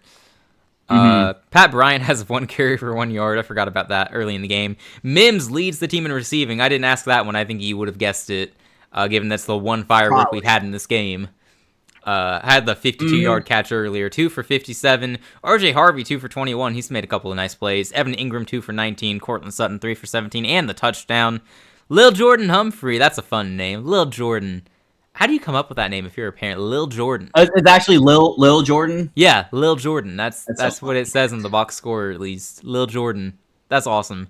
He's got 1 for 5. Pat Bryant, 1 for 2. Jaleel McLaughlin, 1 for 2. And, of course, the fumble lost. Who has the sacks? Zach Allen with the sack, DJ Jones with the sack, and Quay Robinson. Robinson guy, right? Yeah, like you looked into him earlier. The third string in the depth chart, so impressive for him. Yeah, you look at the box score and you think, yeah, Denver's got to be crushing, right? But you have the 1 fumble. Somehow New England is still in it. Yep. Oh, hello, Devin.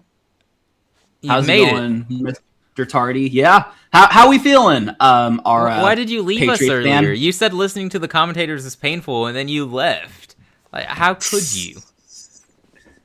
How could you? How could you? Yeah. But we got halftime, though.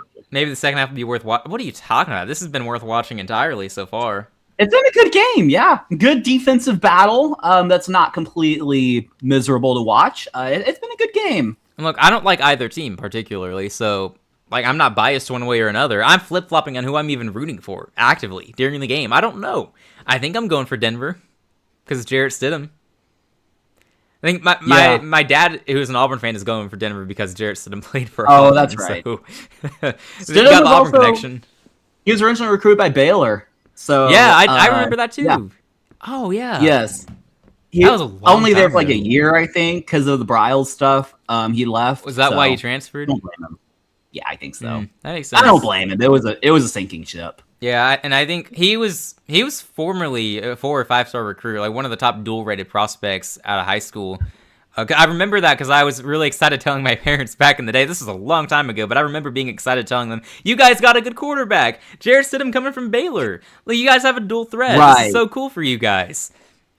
So yes, He was good there. Like the last time they had a good quarterback, I think. And no, Bo Nix does not count. He was not good at Auburn. Let's get that out. He was not a good quarterback at Auburn. My goodness. He made a couple of nice plays. You'll see some of his college highlights. There was one play against LSU where he's just scrambling around for a while. Very elusive. Kind of similar to what we've seen in some of his NFL games, but there's not a whole lot there. He was not good at Auburn. And then he went to Oregon and beat up on weak defenses. And then eventually got good, though. So he was developed. He got developed. Sorry, I'm ignoring Devin because I'm mad at him. He dipped earlier. Can't believe that. You're supposed to be our friend. Also, yeah. Well, he also like conveniently starts like pledging his allegiance to the Pats as soon as they start winning. Like I always thought he was a Bucs fan full time, but then conveniently he's like, "Oh yeah, I'm a Pats fan too because I have ties." Yeah, I forgot that he was 50-50. Yeah. Also, like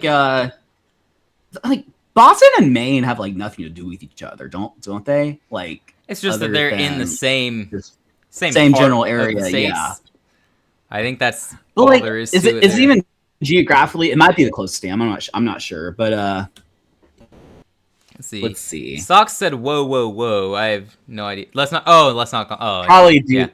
Yeah. I guess it is geographically closest, but you don't claim them. Still. Fair. They missed my pun. What pun? Right. Fake fan. Yeah, exactly. I am your friend. No, you dipped. So. Nope. Yep. You dipped. There's no way around it. You dipped. I don't want to hear it. You dipped. I was a Pats fan before I was a Bucs fan. Okay. I mean, I used to be a Broncos and Panthers fan. Panthers were always first for me, but I really like Peyton Manning, so I used to root for the Broncos. I wasn't even affected when we lost to them in the Super Bowl. I was like, oh, hey, Peyton Manning won. That's awesome. Yeah. Imagine having multiple fandoms. Yeah, back in the day. I was also an Andrew Luck fan. I have his jersey still. So I used to root for the Colts a little bit. I don't remember if I liked them more or less than Denver. I guess I was a Redskins fan for a minute because of RG3, but then once he left, like we do not care. Yeah. Yeah, it's valid. That's valid. I'm gonna dip again if you keep the stats up. Well, too bad. What are you gonna do about it? Too bad. Again? Right. Like you're going to? You're gonna leave at the end of halftime anyway. He's gonna leave anyway. Yeah, exactly. That is the emptiest threat of all time. You could like unsub, and we wouldn't. We'd just be like, "Oh, another lost sub." No, please don't unsub. We've lost enough. I don't know why we're losing subs, but yeah, we've lost like 3 subs like since we haven't really been streaming the last. Did we say that many hateful things in our video this past week? I thought we were generally nice. I don't think we took any shots at any teams. No, we're nice. I think sometimes we just say things that certain fan bases don't like hearing. I didn't even call Sean Payton a smug jerk face in that video. I worked really hard not to, because that's what I think of him, by the way. So. Right, yeah. Mm-hmm. Yep, sounds right. Yeah. Sox should be a Bucks fan as well, bruh. Well, why would Sox be a Bucks fan? Unsubscribed? Because of Brady, I guess. Oh, did he actually unsubscribe? Knowing Devin, he actually did, yeah. No, we're still at 501. I don't think he unsubscribed. Either that or we gained without knowing. In which case, thank you, whoever did that. Yep. Yeah, no, I do not see an unsubscription. But, we like keeping our subscribers. So stay subscribed, please. Yeah, Devin, stop being mean. Yeah, because of Brady. Nope. I mean, I guess... No. You don't just follow your quarterback to another team. I mean, that would be like... let's see, if I became... Where did Darnold go after he left us? He was just a backup in San Francisco, and then it'd be like if I started rooting for Minnesota when he started there, just because he played for Carolina. Nah, I guess that's different because Darnold was. Or when we trade CJ to, I don't know, where would we trade CJ to? I actually do Miami for Slowick. Get the reunion there. Yeah, no, he would go to San Francisco or something to sit for a year. I feel Mac Jones style. Oh, Arizona. Sit behind Brock Purdy. Oh no, he's not. Yeah, he would not succeed in Arizona. I'm just gonna say that. No, probably. Well, I mean, you got McBride there, and Wilson is a good. CJ receiver. has Nico Collins here. But Arizona's actually got more weapons than Houston, I think. More or better? McBride. Better, I guess. They have Marvin Harrison. I think Michael Wilson is a better receiver than Harrison right now. I would probably take the duo of Nico Collins and Christian Kirk over Harrison and Wilson, probably.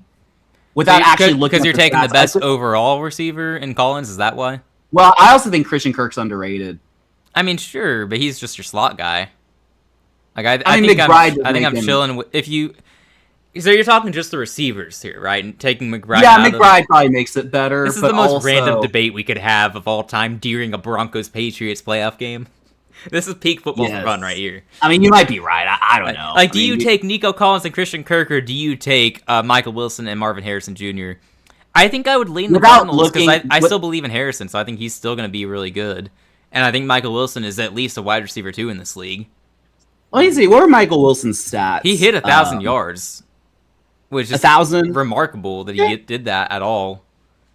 He was basically only factored into their game plan when Harrison was out. So half the season. 1,006. Sounds right. He had a big game to end the year to get him over there. Right. Yeah, McBride changed. Like if you look at the weapons overall, I favor Arizona for sure because of McBride. Christian Kirk only had 200 yards. Oh, he was hurt though. I think. Yeah, he missed at least a quarter of the year. I don't know how much. Close to half. Maybe. I probably. I don't know. I think Nico makes it a debate. It makes it a debate. That's the only reason it's a debate. I would say. I think it's more interesting if you swap out Christian Kirk with a healthy Tank Dell. In that case, I might lean Houston there. I probably lean Houston. Yeah, potentially. But that's contingent on being healthy. Depth-wise, I mean, I have to look at the Cardinals depth chart. but I probably if you like go that receiver room entirely, I probably lean Houston since you got the rookies at Iowa State. Because outside, Marvin Harrison's hurt, but I mean the Xavier Weaver. Yeah, I would. Do they still have Greg Dortch there? He's a good 3 or 4 to have. Yeah, he's on IR though. They had a lot of people on IR. Holy smokes. Their whole team was on IR basically. And Connor, Kyler Murray. That was why Gannon was thought to maybe have a chance to keep his job because the whole team was on IR. But anywho, Drake May with a quick pass to start the first quarter of the second half. I could have saved that. The second half. It's gonna go for about 5 yards. 2nd and 5 coming up. All right. Unsock said I like Carolina for Cam. I lived in Chapel Hill for a while. That's fair. I was going to say on that point, liking a quarterback just because he was on your team and then rooting for the team he goes to. That would have been like if I started rooting for New England when Cam Newton left us and went there. I didn't root for New England. Yeah. I feel like if you're truly a fan of your team, you don't care once you're leading to the team and not the player. Exactly, right. So you don't change teams. You can root for the player. Like, I root for Sam Darnold. I would be happy if he won a ring. I think that'd be really incredible for him. But that doesn't mean I'm a Seahawks fan, right? But anyway, we got 3rd and 3 coming up there. That was not much of a play there on 2nd and 5. Got him 2 yards on the run, I believe. All right. We'll see if the halftime adjustments can kick in here or if those even exist after all. 3rd and 3 coming up. If you're a Patriots fan, you want to see something here. You do not want your offense coming out there going 3 and out. This does not bode well. You need to see some change. Shotgun formation, back to his left. May to take the snap. Hands this ball off. And I think he got that. That's going to be a first down. I think he got it. There you go. Stevenson with a hard run there. A little bit in the air. It's different when you live in both places. I will die in this hill. Well, why do you change them, though? Because, you're originally a New England fan. Why do you, because, if I moved, I would still be a Texans fan, regardless. Yeah, and I've never been. I've never lived in Carolina. Moved, so, I don't know what the feeling is like, but I feel like you should be loyal to your hometown team. I don't root for any Alabama teams at all. I'm the anomaly. Well, I'm just saying, your original team, but yeah. Handoff here in 1st and 10. I'm geographically closer to Dallas.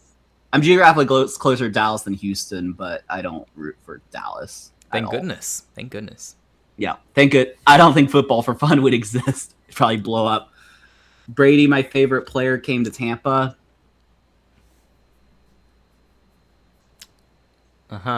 So you're rooting for the player, I see. 2nd and 9 coming up. 12.5 minutes to go here. Killing a lot of time on this drive already. Feels like. At the 42, May hands this ball off. He's got some room. He is going to pick up the first down across midfield. Okay, he got the first down. There we go. All right. They're moving right now. New England is moving. Denver's defense finally showing some cracks there in the run game. Stevenson didn't have an efficient first half, but he's off to a good start here in the second. Good stuff. There we go. See the run game kind of going to full effect. I've been to more Bucks games than Pats games. I mean, I've been to more Georgia games than Panthers games, and I like the Panthers more than the Georgia Bulldogs. True. Came to enjoy the team by watching and going to games, so imagine going to the games. I could never. Okay, right. 1st and 10 at the Denver 46. May under center. Probably another handoff. Oh, there had to be a penalty there, right? No one jumped? Yeah. Surely somebody jumped, right? There was movement. I thought someone jumped. Maybe they timed the snap perfectly. So perfect that I'm deceiving myself into believing someone did that before the snap. Henderson on the carry there for 4 yards, though. No flag thrown. I thought for sure there was contact there before the snap. Yeah. Okay. I mean, that's not the first time I've tried to call a pre-snap penalty and then it didn't get called, so. Yeah, I think sometimes they just time the snap perfectly and it looks like a penalty, but it's not really. I want to see the replay. They're not showing us, though. Player in motion, May under center. Gonna hand this ball off. He's gonna get met in the backfield, though. Gonna be a loss of 2. Yeah, that's gonna be a loss. Yeah, Broncos all over. 3rd and 8 after a good start to this drive, and they're in Denver territory. The Denver defense stepping up here. Maybe they can make a play, get off the field. They actually marked that a 3rd and 9. So they're saying he lost, is that 3 yards? Lost 3 yards in that? Dang, man. That's pretty rough there for the rookie Henderson. Yep. Yeah, leaving and coming back is the definition of Pats fans who went to KC and then back. Yeah, you are the meme. You're the stereotype. Yeah, it's a little different, but... It's a little, but still, yeah. May on the run here. He's going to get the first down with his legs and a little bit more across the 30, 20, and out the 15. Holy cow. Wow, that's a good play. May getting it done with his legs there. It's a first down New England. Oh, man, you would think you'd have a linebacker or somebody spying him on a crucial third down here. They brought pressure, but the middle of the field completely opened up. There are no linebackers there. He's playing in coverage. Just pushed the pocket and then just took off. I mean, Drake May, we talk about those quarterbacks. Like, he's not like Lamar Jackson, but he has good straight line speed. He's Justin Herbert. He's Justin Herbert, but a little bit faster. Yeah. Justin Herbert. I mean, I put CJ Stroud in that category. Like, he can run when he needs to. Yeah, Trevor Lawrence, just guys like that. They can run. Mm-hmm. You got to account for it. Mahomes, I'm really surprised they didn't have a linebacker. They had him off in coverage, it looked like. 2nd and 10 after that run goes nowhere. And, man, look, May is doing nothing with his arm, all right? Don't let anyone fool you. Don't let the Drake May lover tell you he's had a great game through the air. This has been horrible. But on the ground, he's done all right. I wonder, does he have more rushing yards than passing yards now? That would be kind of funny. I'm going to check. Crazy, yeah. I am checking. Drake May is going to be in the shotgun. He does! 50 rushing yards and 46 passing yards. This is going to go nowhere. Pressure, he throws, and it's incomplete in the end zone. Now that's actually crazy. The likely MVP runner-up in this game, 9 minutes to go in the third quarter, has more rushing yards than passing yards. That's wild. Yes. All right. Hey, you do what you got to do, right? You do what you got to do to move the ball. If it means he runs, he runs. Mm-hmm. And so far, that's true. I mean, you've got to gain the yardage. I mean, again, like I said before the game, like no team is going to apologize. Neither teams are going to apologize for just uglying it up in a low-scoring game. Who cares how you win as long as you win, right? Yeah, exactly. And that's why Tom Brady cheated. I mean, what? Anywho, May with a quick pass here. It's a screenplay, and he got some blocks. He is going to get the first down, it looks like. He's going to get first down, yeah. Scrappy, nice. My human eye says that's a first. I assume they give it to him, though. See where they mark him. I thought for sure that's a first. They're calling him short. Oh, bro, what? I'm challenging that if I'm Vrabel. There's no... How is he short? Did we miss something? His knee go down sooner than we thought? No, that's exactly what we thought we saw. Or is the... No, I think maybe the ball wasn't all the way. Okay. 4th and 1, and they're lined up to go for it. I thought that was a first down. They call him a yard short, nearly a full yard short. Lining up to sneak it, tush-push play, and they blow it dead. Someone called a timeout. Yeah. Oh, man, I wanted to see the tush-push. No, not really. Yeah, that would have been fun. Yeah, I wanna see them just pick up Drake May and toss him across the lineman. That'd be so funny. Can we actually have that happen? I mean, we saw the Bills basically carry Josh Allen 10 yards on a quarterback sneak a couple weeks ago. So I think Mike Leach, I think, wanted to have a play where you just have some tiny guy, you just throw him across. I bet he did. That would be Mike Leach. That sounds like him. Yes, that's awesome. I would like to see that though. I want to see that at the goal line, you just throw a guy over the lineman into the end zone. If you can throw a ball, you can throw a human, right? Yeah, I mean, if it's a big enough guy carrying a tiny enough guy, he just has the ball. You just these guys are strong. They can do it. It's just is it legal in the game? They can do it. They are able to. I have no doubt about that. For sure. All right, lining up to go for it on 4th and 1. Line up to go for it. Surely it's a quarterback run. It is, and I think he's gonna get there. It's close. I think it's close. Initially, it looked like he wasn't, but I think he kept pushing. Denver, of course, thinks that he's short. They're gonna say he didn't get it, but I think he got it. Yeah, the ref calls it. It's a first down in New England. That was our guess, just eyeballing it. Surely the tush push will get banned this offseason, right? You would think so. Yeah, watching the replay, he went right, went left, and then kind of laid back. I don't know where the ball is. That might actually have been short, but he just disappears in a pile of players. But his knee never goes down, so he's always up. So we don't have to worry about that. And, yeah, okay, they're moving on. If I'm them, I'm snapping it pretty fast so they don't have a chance to look at it. It's at the 7-yard line. And hold up. They weren't fast enough. They're going to look at this. It's a challenge. Wow. Sean Payton is challenging this. Oh, my. Okay, I mean... So Sean Payton is might be worth it even if they didn't get it. Probably just wants it looked at anyways, willing to risk a timeout and challenge for that matter if they don't get it. That's fair, but also if you end up in a situation later where you really wish you had a timeout, you'll regret it here. Unless, of course, you win the challenge, which I don't know. I couldn't tell. I don't know where Drake May is during that play. Like, initially, before he disappears in the pile of players, he's not there. And then when he disappears under the pile of players, I might be alone on this. I actually like the decision to challenge. Because, like, you make him look at it. I feel like it's probably, like, 80-20, like, percent chance that, like, you know, he got it versus he didn't get it. Mm-hmm. So I think he's going to lose it. But I like the decision to make him look. Because it's not super obvious that he got it. See, I like the decision if you firmly believe that he didn't get it. So in which case, well, I mean, obviously you do, but like. But I'm watching this going, how do you overturn that? How are you going to get a good enough angle to be able to say that's not? Well, also to be fair, Sean Payton has a different angle than we do. Yeah, but like they might, I don't know. I guess we'll find out. There's not going to be enough to overturn it. I mean, that's probably the case, but still. Yeah, that's my guess. Is there's not enough to overturn it? Which in that case, it's. I don't know. I don't know if I would have done it unless you have to believe. Not only do you believe if you're Sean Payton, obviously you think he's short of the first down, but you have to believe there's enough on camera to overturn it. Like you need to be able to look at it and go, this is why he's short. This is why we're overturning it. You know. But I'm curious though. I'm gonna hop on Twitter. We're gonna see what people are saying because I don't know.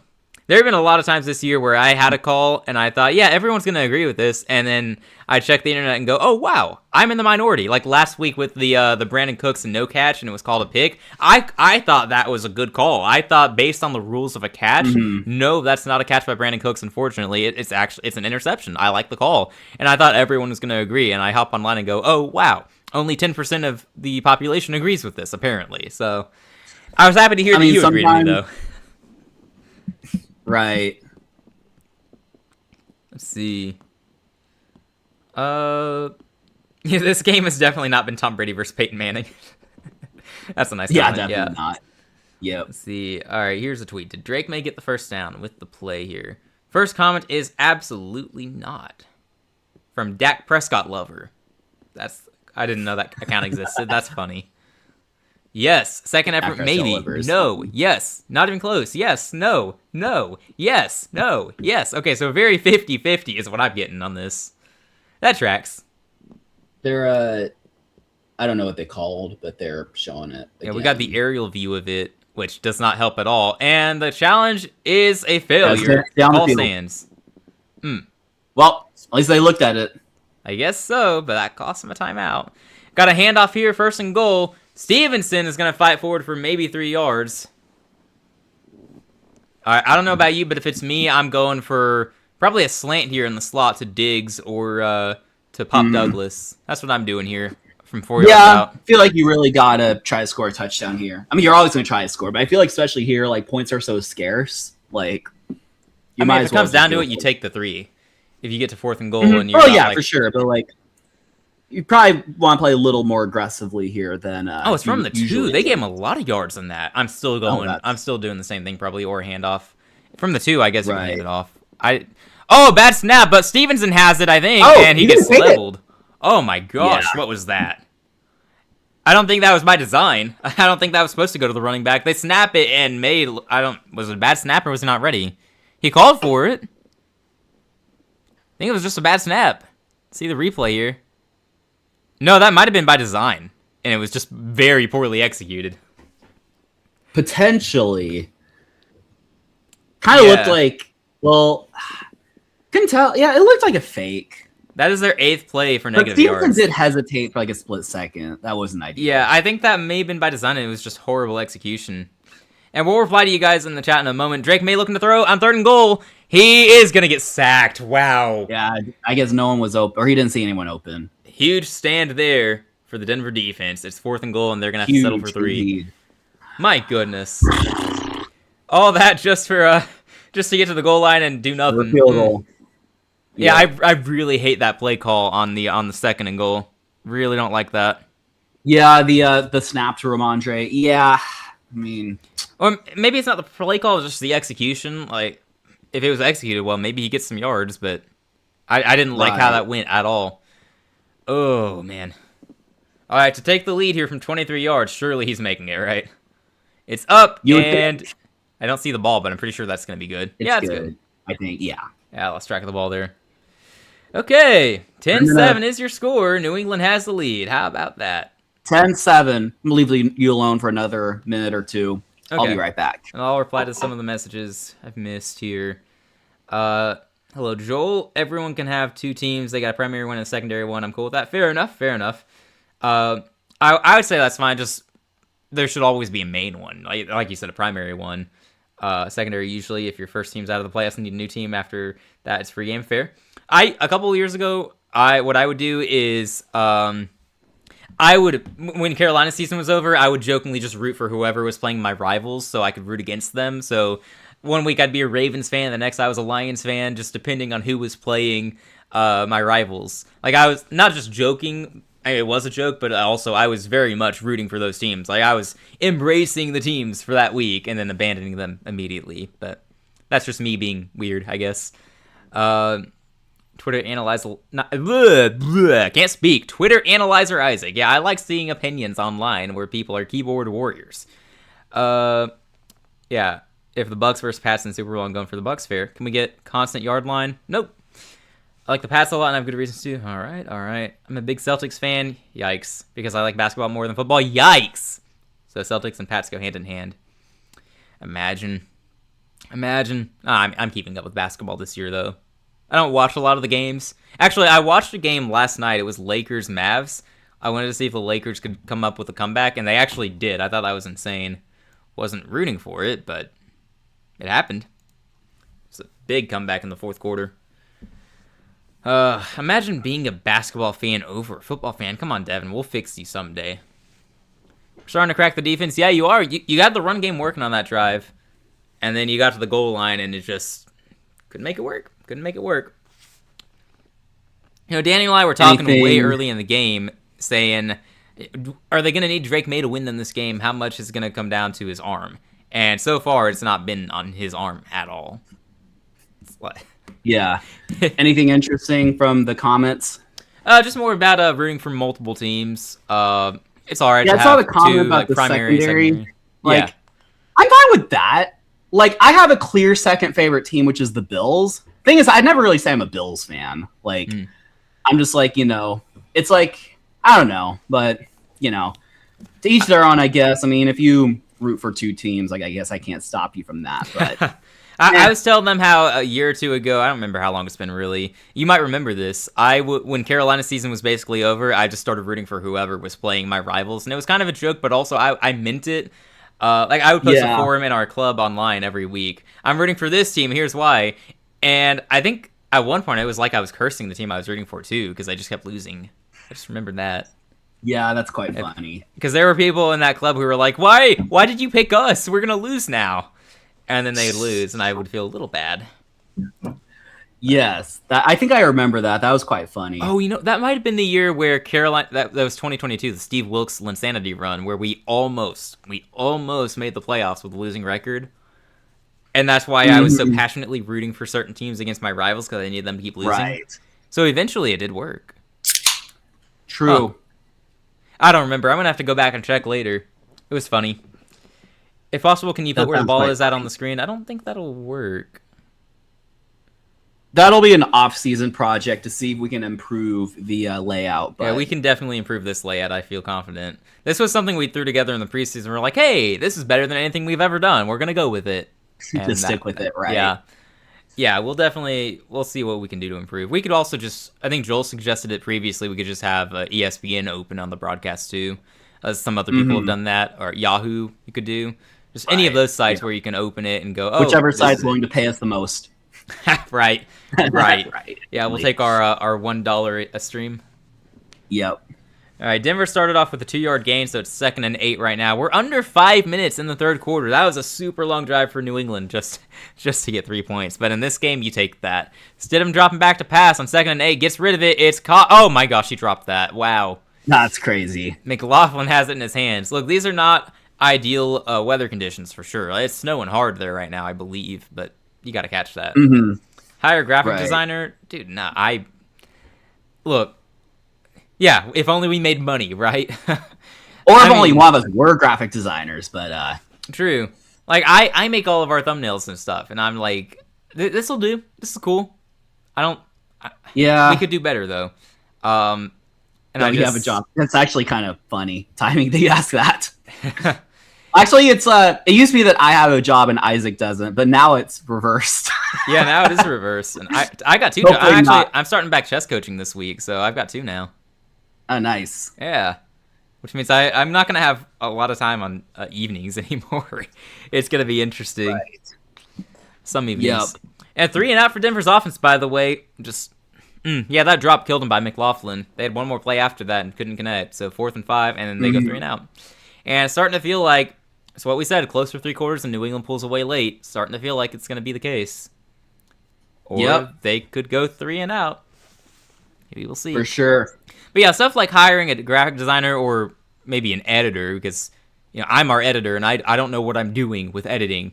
I only recently realized, hey, background music makes our videos seem a lot cooler. I'm going to do that. I actually enjoy listening to our videos now. I didn't used to because I got tired of my voice. I can tune myself out now. Sure. So, Patriots have the ball now around the 22. But we're not going to pay too much right now when we're such a small channel and we're not rapidly growing. Is the screen going crazy for you, or is it just me? Crazy in what way? Oh gosh, no, I don't have that happening. What the heck, man? Okay, I don't know. I might have to. You might want to refresh and hope for the best. Yes. At least it's a commercial break. Hire me, Daniel. I'll take 0 cents an hour. Send us your portfolio. Send us that resume. All right. It's just gonna say Drake May. Right, it totally would. Instantly hired. Well, we've talked about hiring a graphic designer and editor in the future, just doing what we can to improve the channel, but the timing's going to have to be right. Mm-hmm. It's going to have to be worth it for us. Maybe someday. We'll see. Right. But at the end of the day, this is we're true to our name. This is football for fun. So if we do this for fun, it's our free time. It's a passion project. Just we like yapping about football, so that's what we do here. So if we could do it full time, that would be something, but we're a long ways away from that, right? We're a while from that for sure, but yeah. Yep. But hey, ESPN, if you're listening, you wanna buy football for fun, we're listening, all right? We're open for business, yep. Yeah, we have a for sale sign. Let us replace Stephen A. and whoever he's working with.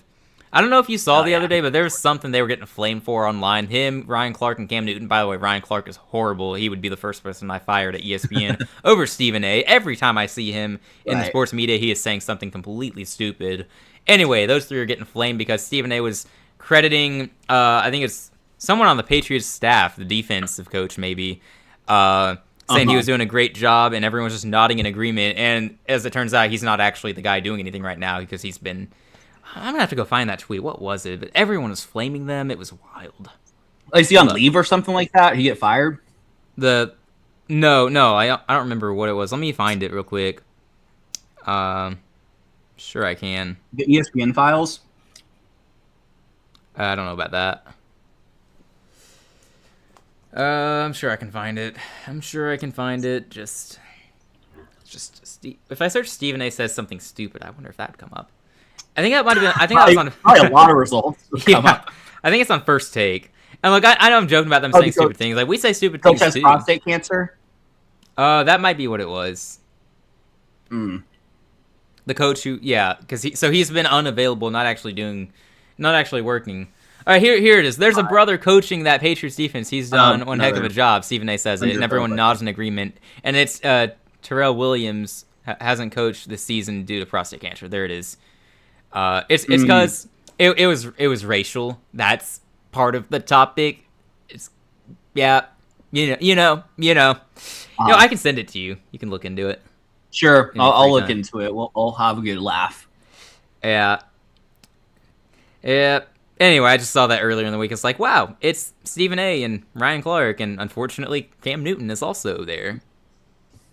Cam Newton. Unfortunately, I like Cam Newton. I was a Cam Newton fan, but I saw a quote. I don't know if it was real or fake. Oh, the Notre Dame Cam Newton was like, oh, sorry, the Notre Dame thing. Not Notre Dame. Oh. Philip Rivers got a coaching job, and he said he was over. Oh, May just ran for a first down, by the way. Sorry to interrupt. He just ran for a first down. All right, what were you saying? Sorry. Something about Philip Rivers. No, like Philip Rivers got a coaching interview, but he said he was just as qualified. I assumed it was fake because there was also the whole thing. Like he said that like he was something about. Like, I didn't see that. I would believe it based on what he said about the quarterback. Yeah, it's probably making fun of his comments about Philip Rivers getting called up to start a game. That's what I thought, but that's funny. That's funny. That would have been funny because he has no coaching experience. Because Philip Rivers has high school coaching experience, right? I think it was a fake quote. Yeah, I haven't seen that yet. I feel like in today's society, we're starting to get trained more to really what's real, what's fake. What's real, what's fake, exactly. It's really annoying. I hate having to check and verify all that. Right.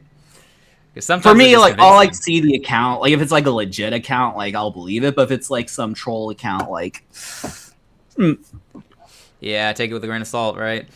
Yeah. No, the Notre Dame thing was him saying Notre Dame hasn't been relevant in years, and I thought that I saw that early in the morning. I thought I was dreaming or something. It's like, what are you saying? They were playing in the championship just a year ago. What do you mean Notre Dame football hasn't been relevant for years? Oh, it's a completion, Matt Collins. Oh my goodness, how's about that? He got the first down. So New England moving the ball again. Man, that's across the field. Chains. That's a deep bomb to Matt Collins. No one had that on their bingo card. Yeah, New England's pulling away here. That's yeah. Feels that way. Like it. How on earth did you get ahead of me? What? Oh, you know what? I think I refreshed and then I went live. So now I'm ahead. Yeah, was that a flea flicker? I don't think it was. I don't know. It might be where I looked at it. I don't know. I might be seeing things. Heck of a play, regardless. So they got out of the 31, and Denver's defense is going to have to step up here because their offense hasn't shown the ability to score a whole lot the rest of the game. Man, that second drive for them feels like a distant memory right now. Mm-hmm. That's true. Another deep bomb to Mims. That might help out Denver's offense. Oh, that'd be nice. Yeah. All right, second down coming up. Not much of a play there on first down. Mm-hmm. Yeah, starting to feel like they're just going to pull away. I mean, I feel like we kind of called this game really well in our predictions, I got to say. I think we were really good there. Yeah. We'll see if we were any good with Rams Seahawks, where we just said, I don't know what's going to happen. I think we're going to be right. Yeah, I'm excited for Rams Seahawks. That's going to be really fun. I hope so. May, that falls flat. Looking for Boutte. Boutte, how we pronounce it, yep. Yeah, the Football for Fun pronunciation of his name. 3rd and 6 coming up. Denver's defense, critical play here. If they hold them to 3, they got a shot. 58 seconds to go in the third quarter. Both teams have 2 timeouts each. Mm-hmm. Man, oh man. Okay. Also, we'll still need to determine. It's a hand. We'll need to determine how far ahead I am. It goes nowhere. Yeah, it hasn't started yet. They handed it off on 3rd and 6? Yeah, I just saw the handoff. Why are you running the ball on 3rd and 6, man? I think I have like 5 seconds on you, so I'll pause it for about 5 seconds. All right, we'll try to sync up. Try to actually get it in sync for the first time. What time do you see now?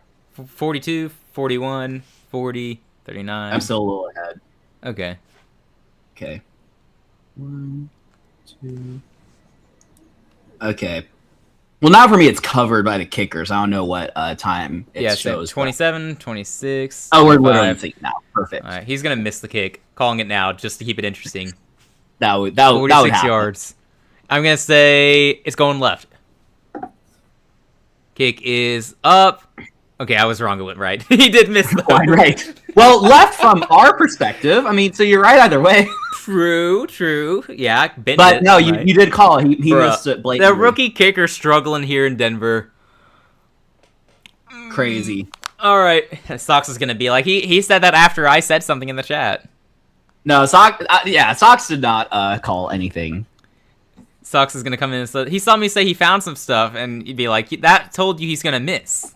You're right. Stop jinxing kickers. I'm sorry. I've been really good at jinxing kickers on Football for Fun, though, I got to say.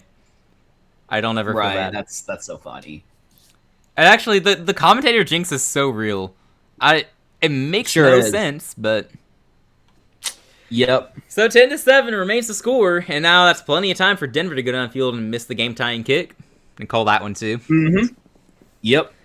Both kickers have to miss twice in this game. It's bad weather. It's not helping them. And for New England, that's a young kicker. That's a rookie. I don't remember... not that I don't remember. I don't know. I don't know where he went to school.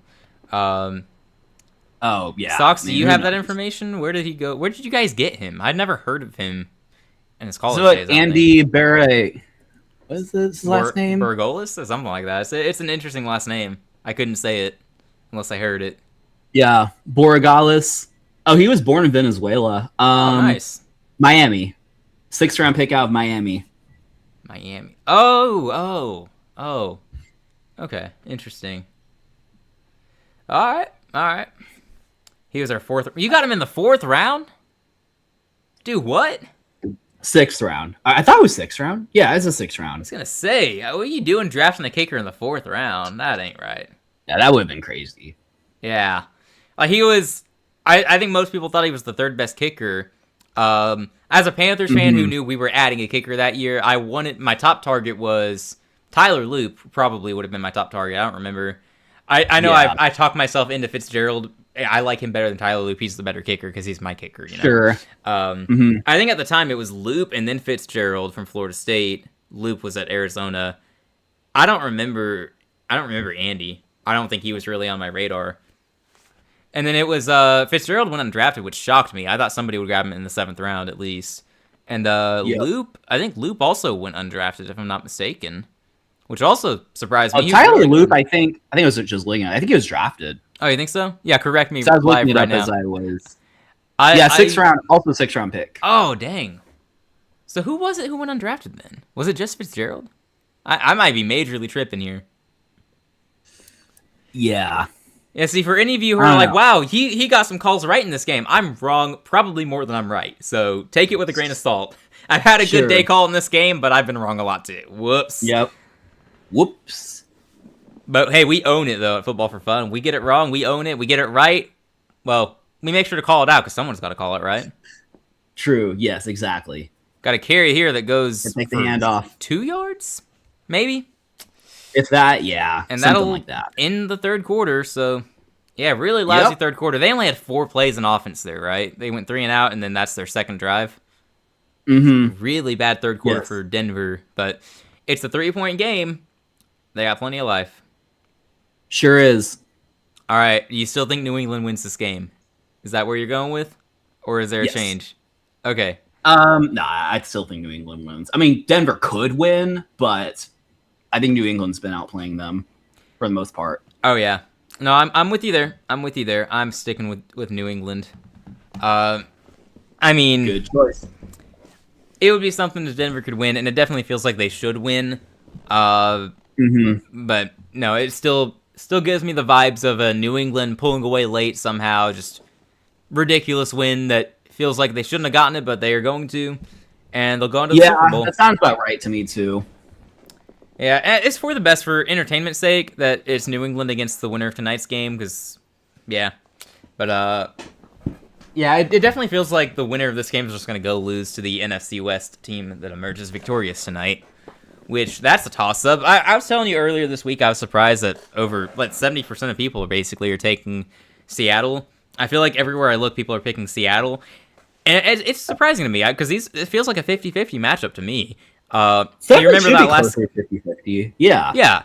Like 60-40 at worst is what it should be, just because of both games were like one possession came down to like one play or something like that, right? Yeah. Well, even that recent game, I was going to say, at one point in the 4th quarter, the Rams led by 16 points. It took a miracle comeback for Seattle. It still happened. It counts, obviously. But the last time they played, the Rams had a 16-point lead in the 4th quarter. That's crazy. Why are so many people treating it as a foregone conclusion that Seattle wins? And they might win that game. Very possible. They're favored, and they should be favored. Like LA I'm just better. shocked like by... you like the team. You like the team better, or you like them to win better? I assume you were saying like them to win better. No, I think that they should be favored. Like, I think they deserve sorry. that. I was replying to Sox's comment. I Sorry. thought you were talking to me. Now I'm all... No, you're good. Whoopsie. I assume Sox is saying he likes LA to win the game better, but... Oh, yeah. That would be the natural thing to believe on that comment. You would think. Got 1 quarter left to play, and hey, we'll be back on for Rams-Seahawks about 30 minutes after this game ends, probably. I assume we'll start in time. I got some stuff I gotta do in between the games, but we'll be on. Sure, yeah. We'll be on. Yep, we will be here. Imagine that. And then, basically, for our intents and purposes, it's the off-season grind, because we're not doing a Super Bowl coverage. Unfortunately not, no. We'll be watching that game with our families, most likely. We'll do a Super Bowl prediction video, though. We'll probably get that out this week. Quick throw from Stidham here. That is Mims, I believe. Only got 1 yard there. Just ran out of bounds. So 3rd and 8 coming up. Yikes. 3rd and 8.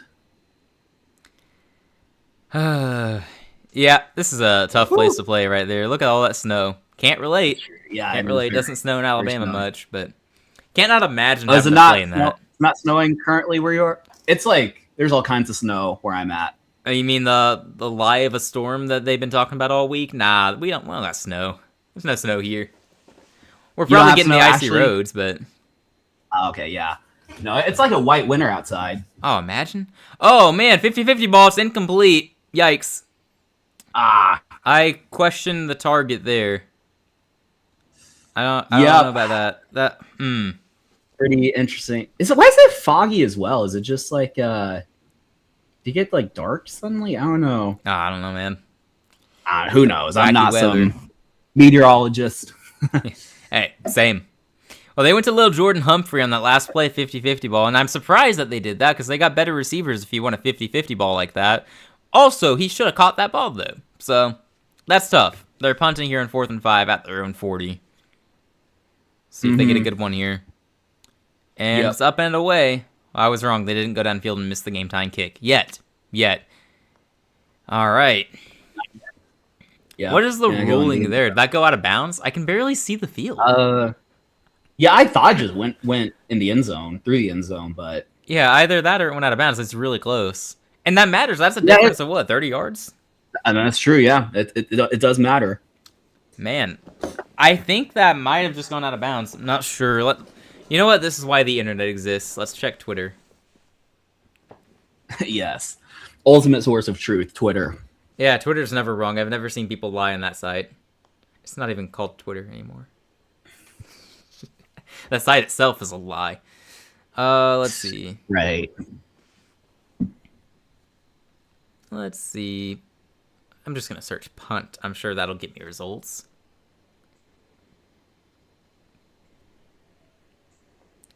All right, Sox says touchback, but good punt anyway, 60 yards. Yeah, true. Mm-hmm. That's true.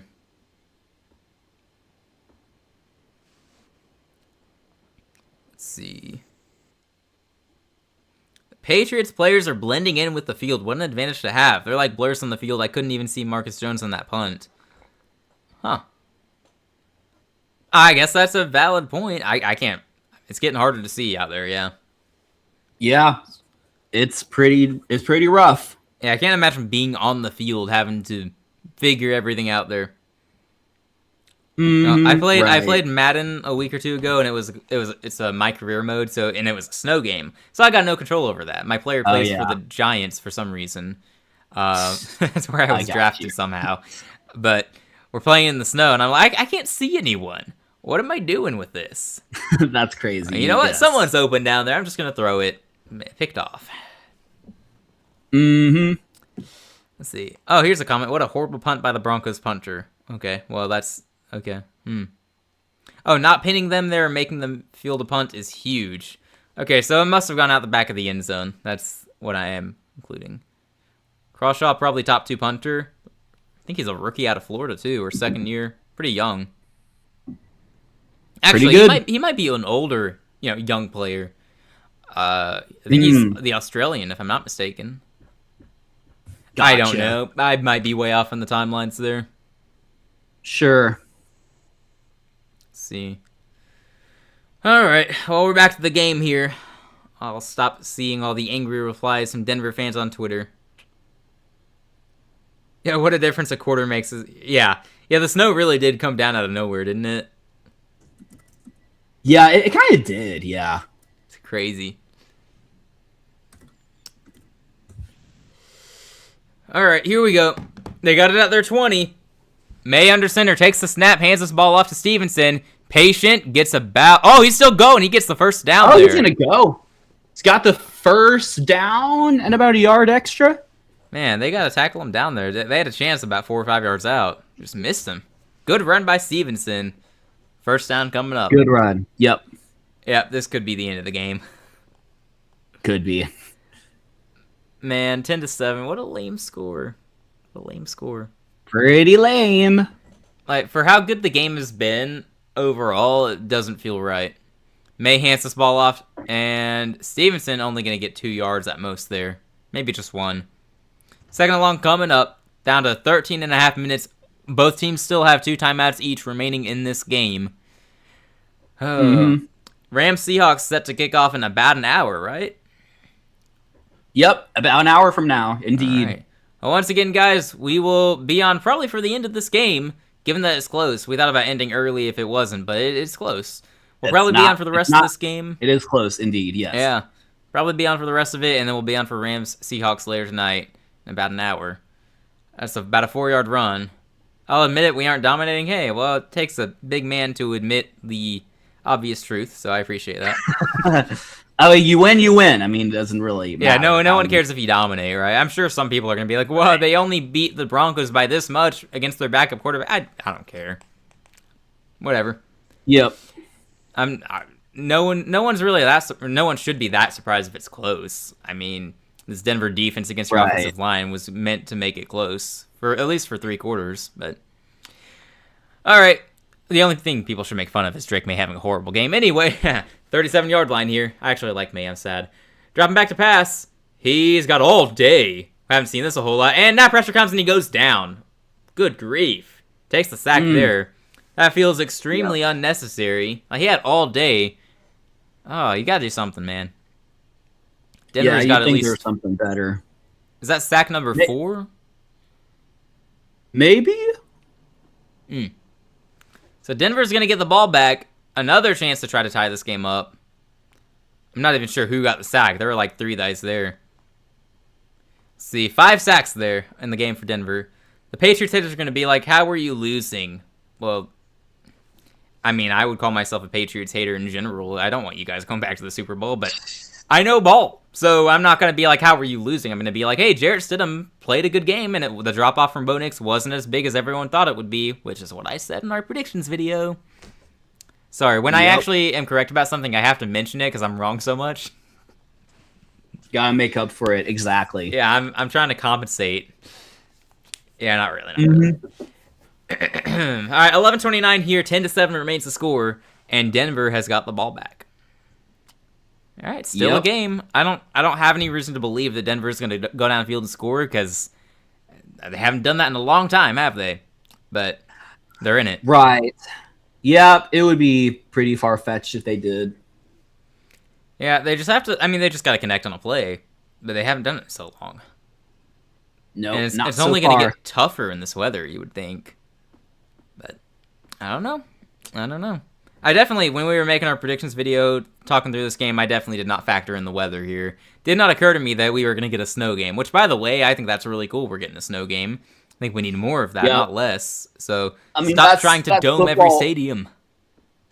Yeah, that's football for you. You just good old snow game. Yeah. Well, if I am the Denver offense here, I'm looking for Marvin Mims. Probably looking for Evan Ingram in the middle of the field, your vertical tight end threat. Try to get him involved. Sure. You got Cortland Sutton. If I'm scheming it up, I want Sutton to be taken out by Gonzalez, so I have Mims open elsewhere. Or vice versa. Yeah. Whatever. You gotta scheme it up however you think will be best. But those are the guys I'm looking at. Mims has had a good game. Sutton hasn't actually done a whole lot, but I think this is what it is. It's really tough with the backup quarterback against a good defense in this weather. So I'm looking to see if you get your running back some catches, some checkdowns. Can you get a wide receiver screen going with Mims? Can you get a short pass to your tight end in the middle of the field? What have you got? You know? But that's where I'm looking. Yeah. Understandable. We got the commercial break here, though. Let's see an update. Does Drake May have more passing yards than rushing yards now? He does. That's so sad. It was really funny when he had more rushing yards than passing yards. He's up to 86 now, so... Yep. Oh, good for him. 86 passing yards? Yep. Nice. That's pretty good. It's not. It's not. Better than it was. You know what? He's doubled what he had in the first half, right? That's true, yes. He has... This is a better way of phrasing it. If you're a Drake May lover, and you guys exist, what you are going to tell people is in a snow game, Drake May has over 150 total yards. That's how you sell it. Yep. 100% snow game the whole way through. Yep. Yep. Definitely not just the second half. Stevenson has worked his way up to 63 rushing yards though, so that's pretty impressive because he had a rough first half. Oh, here we go. We're returning to the game here. Ball at their own 30. Stidham takes the snap, hands this off, and Harvey working his way to the right. He's going to find the edge and get the first down before going out of bounds. Wow. Good start there. There we go. Okay. RJ Harvey. Yeah, good run there for the rookie. That didn't look like it was going to go far. You know, like it's sort of like the play earlier on the catch and run. It looked like, you know, the guy is probably going to catch him and bring him down, but he was always a few steps ahead. So good run there for Harvey. No, good play kind of outran him. I mean, he uses speed to his advantage. And Harvey has worked his way up to 40 rushing yards in this game. Good for him. Good for him. Second and 1, they actually didn't give him the first down marker. Sorry, guys. I cannot see the field. It looked like a first down. I thought he got first down, too. I guess he was stopped short. Yeah, must have stepped out or something. All right, it's a handoff here. He should get the first down. And nope. Patriots defense all over that. Yeah, Patriots defense is all over him. It's a good play. I thought he was going to get there, but he didn't. All right. Yep, swallowed up. Yeah, he makes some nice moves sometimes. I don't think he's the strongest, though, if that makes sense. I really don't know. I'm not a running back scout. I could be speaking really stupidly about their running back right here. Don't know. Right. Mac has been well. Who are you talking about? Probably Matt Collins. Why, he's played well? I mean, sure. I mean, I wouldn't disagree. I'm just asking if that's what you mean by that.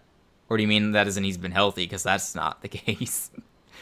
Got a run here. That's going to be good for a first down. He easily makes it around. There we go. I can't see the field. I don't know where he is. Who knows? Across the 40 by now, because he started at the 30 and you got the first down. I'm not trying to be a hater, but if the Patriots make it through, they need to step up their game. No, there's no hate there. That's just facts. They're doing nothing against this Denver defense. What are they going to do against Seattle's defense? But that's assuming Seattle wins, right? What if the Rams win? Right, exactly. I don't know. I think the winner of tonight's game is going to win it all. Jarrett Stidham under center here at their own 43. Thank you, broadcast, for telling us that, because we can't see anything but snow. Exactly. Got to fake the handoff here. Stidham looking to throw. Good protection right now. Rolling out to his right. He's going to have to throw this ball away, it looks like. Incomplete. 2nd and 10 coming up. 9:12 on the clock. 2 timeouts each. 10-7 is still your score. Denver and Houston is no joke. Hey, no one thinks they are. Not those defenses, at least. Like we said earlier, like you face probably the 3 best defenses in the AFC. The offenses you face have been pretty weak, though. Just the playoff offenses you faced. Yep. I wish. Pretty bad. Carolina's winning games with that.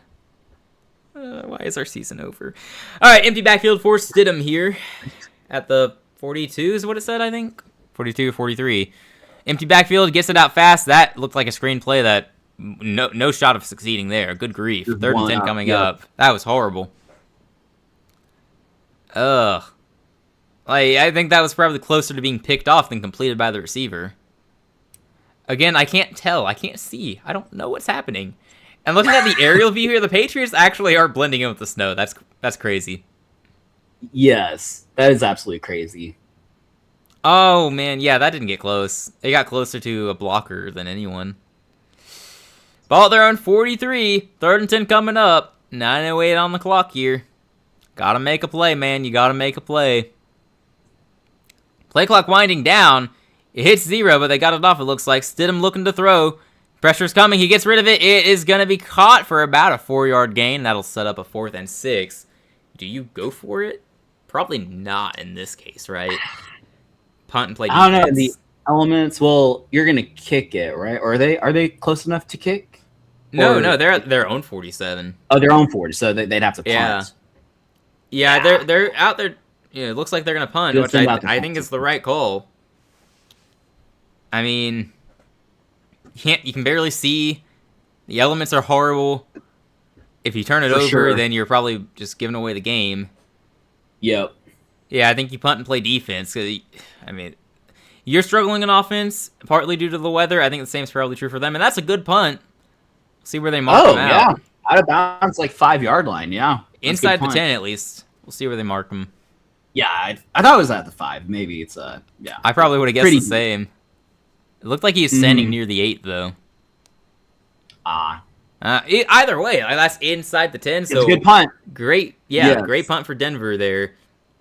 All right, still 10-7. It was a great game for a while. I'm ready to see some points, though. Please. For sure. No, we're definitely ready. One more time, I'm going to leave you alone. Wow. Okay. All right. I got you. All right. Got 8:21 left in this game. Again, both teams should still have 2 timeouts remaining. Anything's possible from here. It's 10-7 going to be the final score. Can you imagine? There's a chance. I don't like that there's a chance, but there's a chance.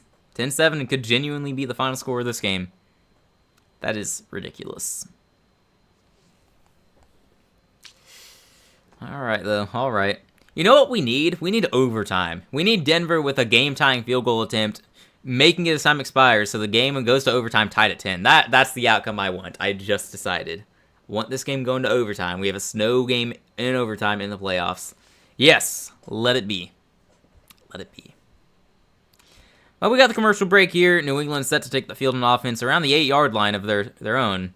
When we return, with heavy snow right now, you would think they're probably not going to have too much success, but they've been able to run the ball well in the second half, so if they can keep doing that, who knows? Who knows? Browns are greater than the Chargers. Okay. I think he's saying the defense. I'm trying to argue that because he beat the Browns defense that the Patriots are so good. Okay. We keep bringing that up. I mean, Browns are a respectable defense. I mean, definitely can't deny that, but... Yep. All right, anyway. I don't know. You got to make any arguments for either team at this point. It's just like you're either going out in the Final Four or you're going out in the Super Bowl or you're winning the Super Bowl. So, right. Either way, you're a top 4 team this season, right? That's how that works. You should win this game. You should win this game. And the question is, will you? Will you come through? We still think New England wins this game, right? We haven't seen anything to change our minds on that. I mean, Denver's playing the field position game right now, so if they force the 3 and out and get the ball back, there's a good chance they could tie it up, but nothing's guaranteed. That's true. You don't know one thing that's a little surprising to me for the New England? Stevenson doesn't have a reception yet. He's been a really good weapon in the passing game for them. Not just on the ground, just in the passing game too. He's been a good receiving back. He hasn't done anything this game. I don't think Henderson has either. So, just very interesting. For sure. All right, we're back to it here.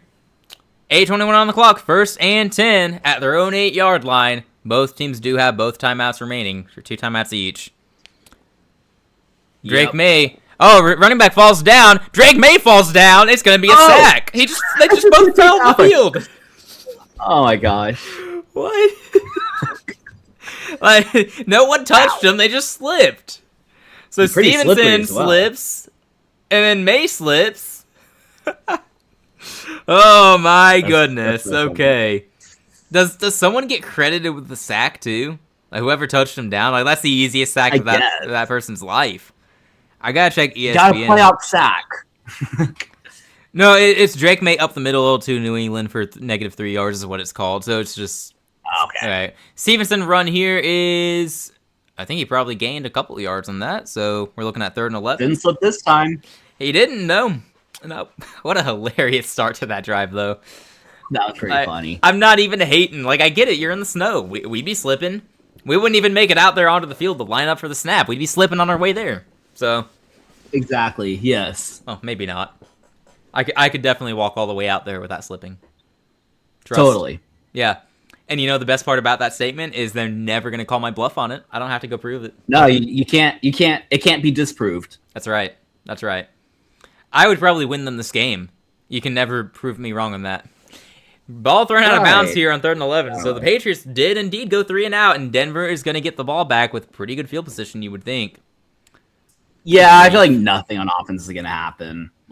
Yeah, 10-7 might actually be the final score of this game.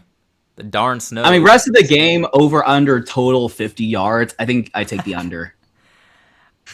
Yeah, that feels logical. And look at the returner out there. You can barely see the field. It could take one good. Well, I wasn't counting return yard. I was just saying offensive yards. Oh no. I just mean in general. I would be scared to return this kick. Oh yeah, I got you. I mean, they're kind of backed up. I don't know where that ball went. I don't see the ball. Well, yeah. I don't see the field. I just see snow. The returner probably doesn't know where the ball went though. Oh, look at the ref running up. I mean, that's going to be in New England territory. All right, we're going to ESPN for this one.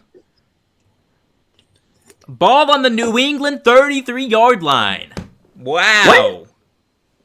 Is that like a 20-yard punt? Is that what they're saying? Let's see. Yeah, that would be near 20 yards. Punch 26 yards to New England 33. Wow. Oh, my gosh. That's terrible. Yeah. Definitely gives the Broncos some life. Yeah, that's the one thing you couldn't have there, right? I mean, Denver is almost immediately in field goal range, but of course in this weather, you got to subtract another 10 to 15 yards, right? So that's true. Yeah, I mean, there's definitely not a foregone conclusion that Denver scores, but yeah, I said earlier they're gonna miss the game tying kick. I hope I didn't jinx both kickers. That's so cruel of me. Right. I'm going back and finding the footage later if that actually happens though. Yeah, that'd be so funny. We got it at the 33 of New England, which would be about a 51-yarder from here. See if they can do anything on this drive. Be kind of sad if they do nothing. Under center, it's Stidham, takes the snap, hands it off. Oh, that looks horrible. That's a loss of at least 3 yards. Good grief.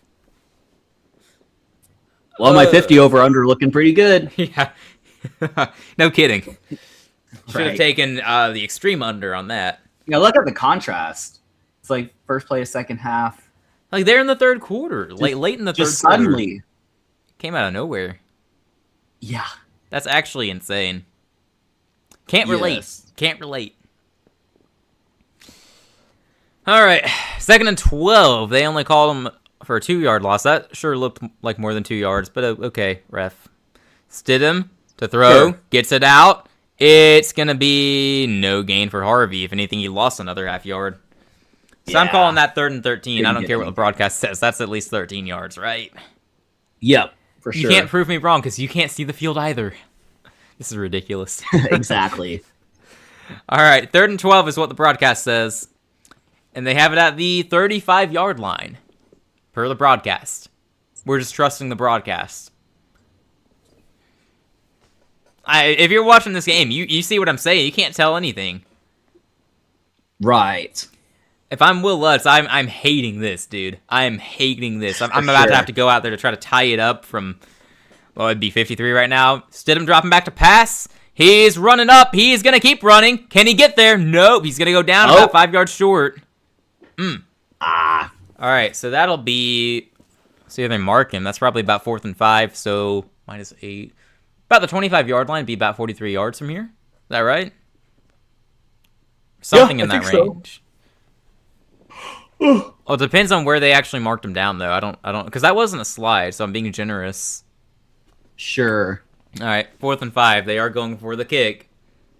I said, what, 15 minutes ago that he was going to miss the game-tying kick? Here we go. 46 yards. They got some wind there in the snow. Horrible weather. To tie it, the kick is up. Oh my gosh. It's no good. No good. I thought it went through. Maybe I missaw it. Oh my gosh. Wow. No, dude, that wasn't even close.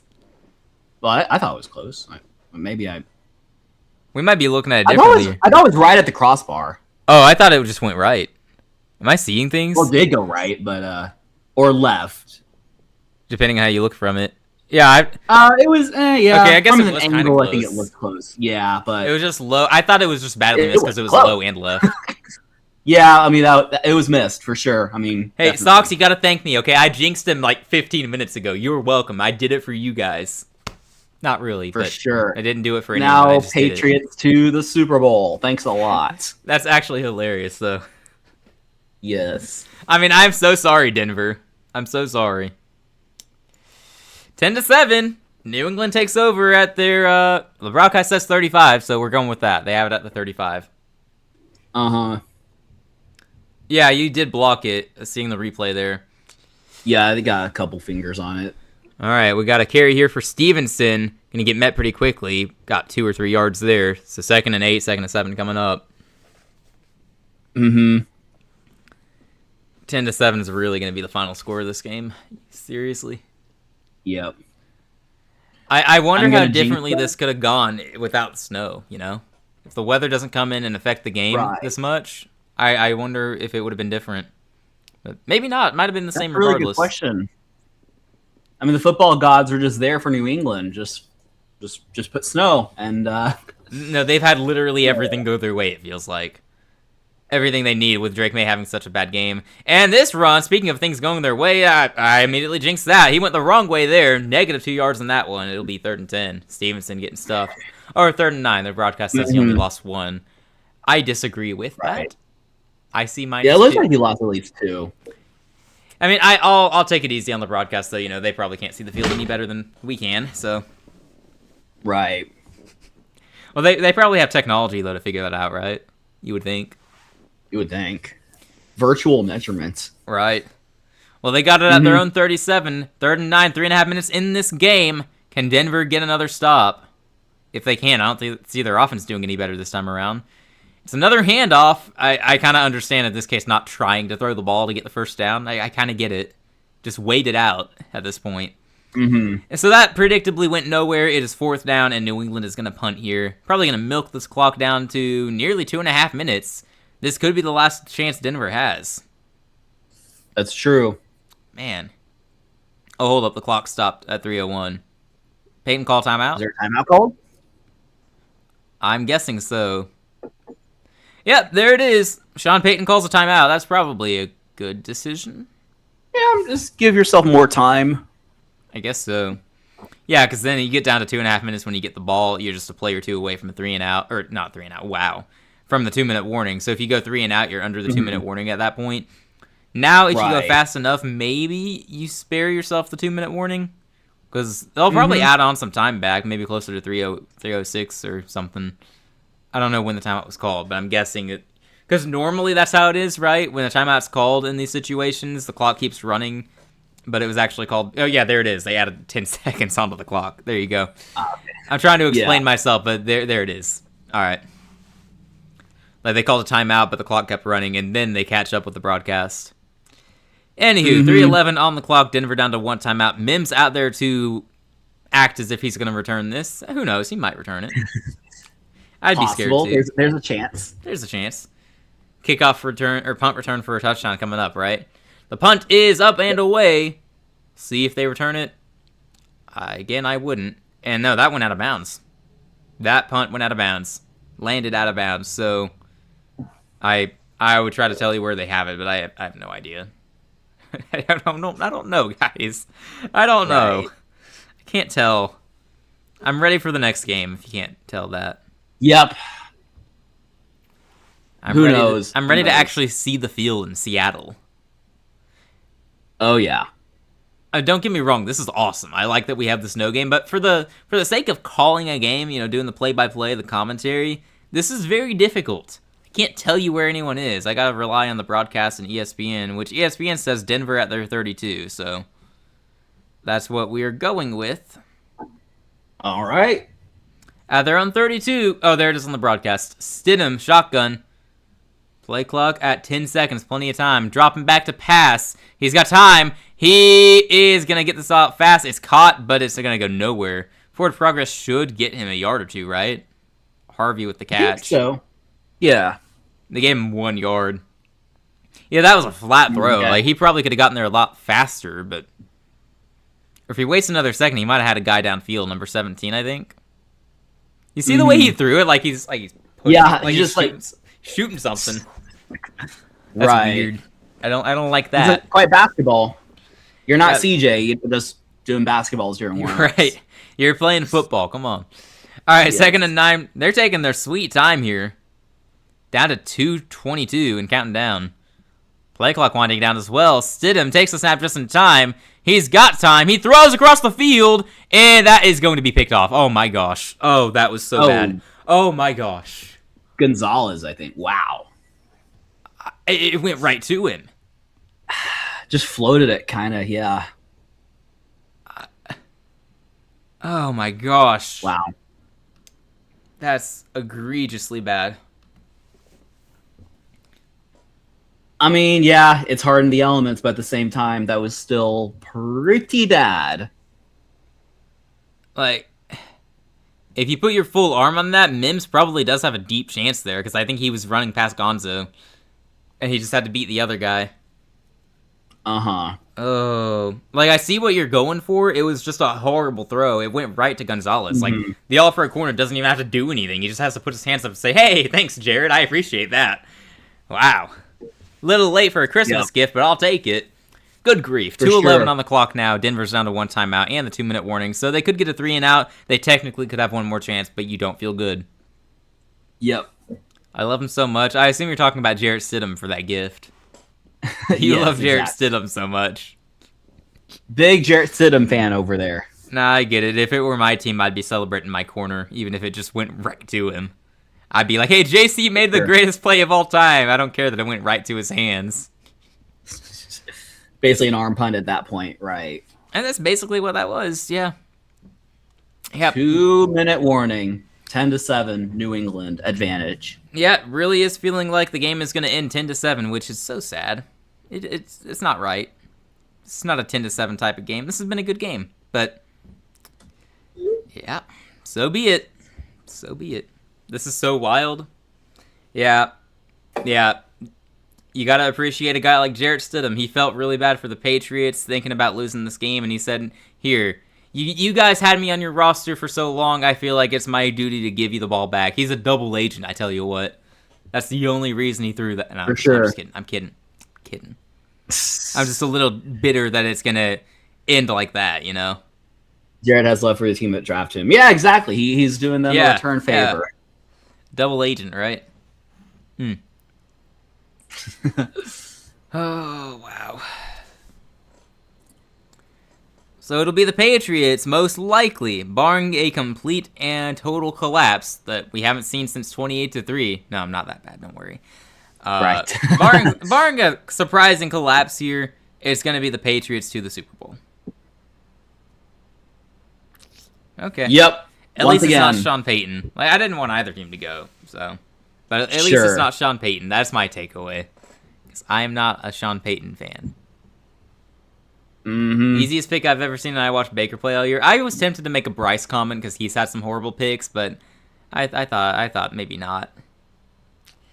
Yeah. I think they were all easier than even CJ's picks. Yeah, he had some bad ones, don't get me wrong, but... Well, yeah, but that was... Yeah. Yeah. I mean, one of them was tipped, the other was kind of went out of bounds. But you also factor in the circumstance. Like, this is the AFC Championship game. But if you want to be nice, you also factor back in, yeah, this is a backup quarterback. He's not supposed to be here, but still, that now, sucks. do we consider CJ also a backup quarterback? I mean, he played like... Anyway, yeah. Not yet, but, you know, if he keeps playing like that, he's trying to be a backup quarterback. At that point. He was trying his best to get Davis Mills some action in that game, right? Yeah, it is egregious we didn't bench him. That's absolutely crazy. Yeah, part of me wonders what might have been if he came in and played, but we'll never know. Right. I suspect it wouldn't have gone much differently, but. Mm-hmm. But now you have the ability to say, hey, if he went in, we would have won that game, because no one can really dispute that. That's true, yeah. No one can disprove. Yeah. Okay, here we go. 2nd and 6. One more first down should just about do it here. May hands this ball off, and he is going to go nowhere. 3rd and 6 coming up, and Denver should immediately call a timeout. 1:56 on the clock. Yep. That's their last time out. So if you're the Patriots here, and most of the time I would say throw and try to just get the first down in the game, but given the elements here, I probably just hand the ball off and let the time run for another 30 seconds or so. It's like you punt, and there's no way that Jarrett Stidham drives them down the field enough to get a field goal in these conditions. Right, like a miracle field goal is kind of the worst case scenario. Like, you're not scoring a touchdown, you would think. So, right, like this is one of the situations where I'm okay just handing the ball off, killing time, not trying to get the first down. If you happen to get it, great, but just hand the ball off and kill time. Give them the ball back with 80 seconds or so. See if they can even do anything. They haven't. Now, if Jackson drove down the field and won this game, this would be an all-time insanity run. And then if he goes on to win the Super Bowl, that would be that'll be my jinx. Yeah, probably not. Oh, they're probably just gonna get the first down here. May quarterback keeper. Oh yeah, that's the game. That's the game. That's the game. What a disappointment. I don't care who you're rooting for. As a neutral observer who dislikes both teams here, this was kind of a lame way to end it. But the Patriots got it done, and they're going to win 10-7. The New England Patriots are in the Super Bowl. Great. We're getting a rematch for either LA or Seattle. We will find out in a few hours.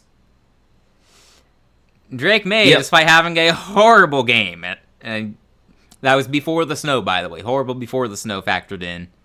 Got it done with his legs. Yep. He has 68 rushing yards. Thank goodness it's 68 in between those certain numbers.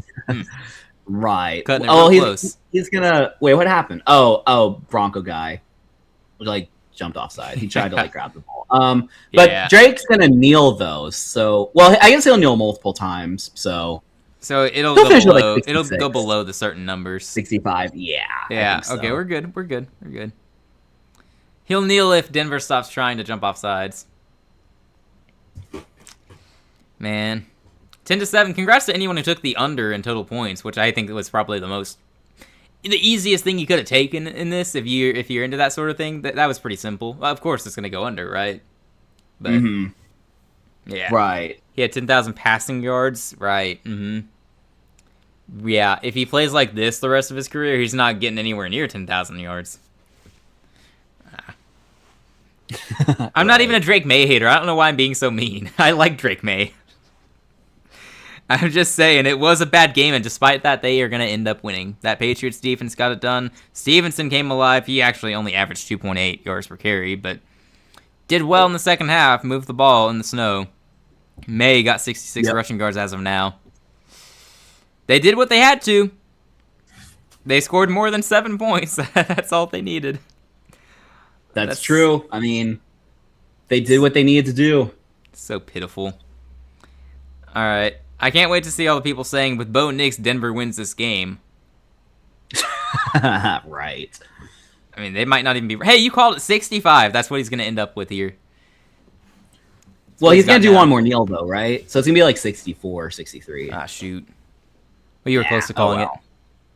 I should have done the math. You lose 1 or 2 yards because you get kneel 3 times, but whatever. You lost to the team in the Super Bowl. Hey, Carolina lost to the team in the Super Bowl, too. Look at that. Yep. Oh, I wasn't even thinking of New England. I'm such a doofus. I was thinking the winner of tonight's game is someone who beat Carolina. It's still the Football for Fun Bowl. It's just totally the teams that beat our teams are in the Super Bowl. Exactly. Yay. Woohoo. All right, well, New England takes advantage of their Mickey Mouse path to the Super Bowl, as they should. And they will have a chance against the winner of tonight's game. So congrats to New England. You're back. It's too soon, but you're back. You're back. This is fine. Yeah, I don't even care. I'm glad Sean Payton lost. So we will see who they play in the Super Bowl here in a little bit. It'll be fun. I'm looking forward to the NFC Championship game. Hopefully, it is as good as advertised. It should be much better than this one. We better not get another game that goes under the total, though. But on that note, we are going to end this stream. We got some stuff to do in between games, but we will be back probably in time for Rams Seahawks. So we'll be on for that one. We will be on. Yeah, all right. Thanks everyone who stopped by. We got congratulations, we got Patriots fan and Patriots fan. Your team made the Super Bowl, so yeah, it's gotta be a good feeling. All right, well, shout out you guys and Husker Nation and Joel. You guys were all here, and anyone lurking, we appreciate you too. Keeping our viewer count above 1. All right. Yep. We will be back in about 25 minutes or so. 25 minutes. Yep. Yeah, Patriots fans, enjoy the win. We'll be on again to see who you guys face in the Super Bowl. So everybody take care. Thanks for watching, and we'll see you all soon. Take care. We'll see you all. Peace.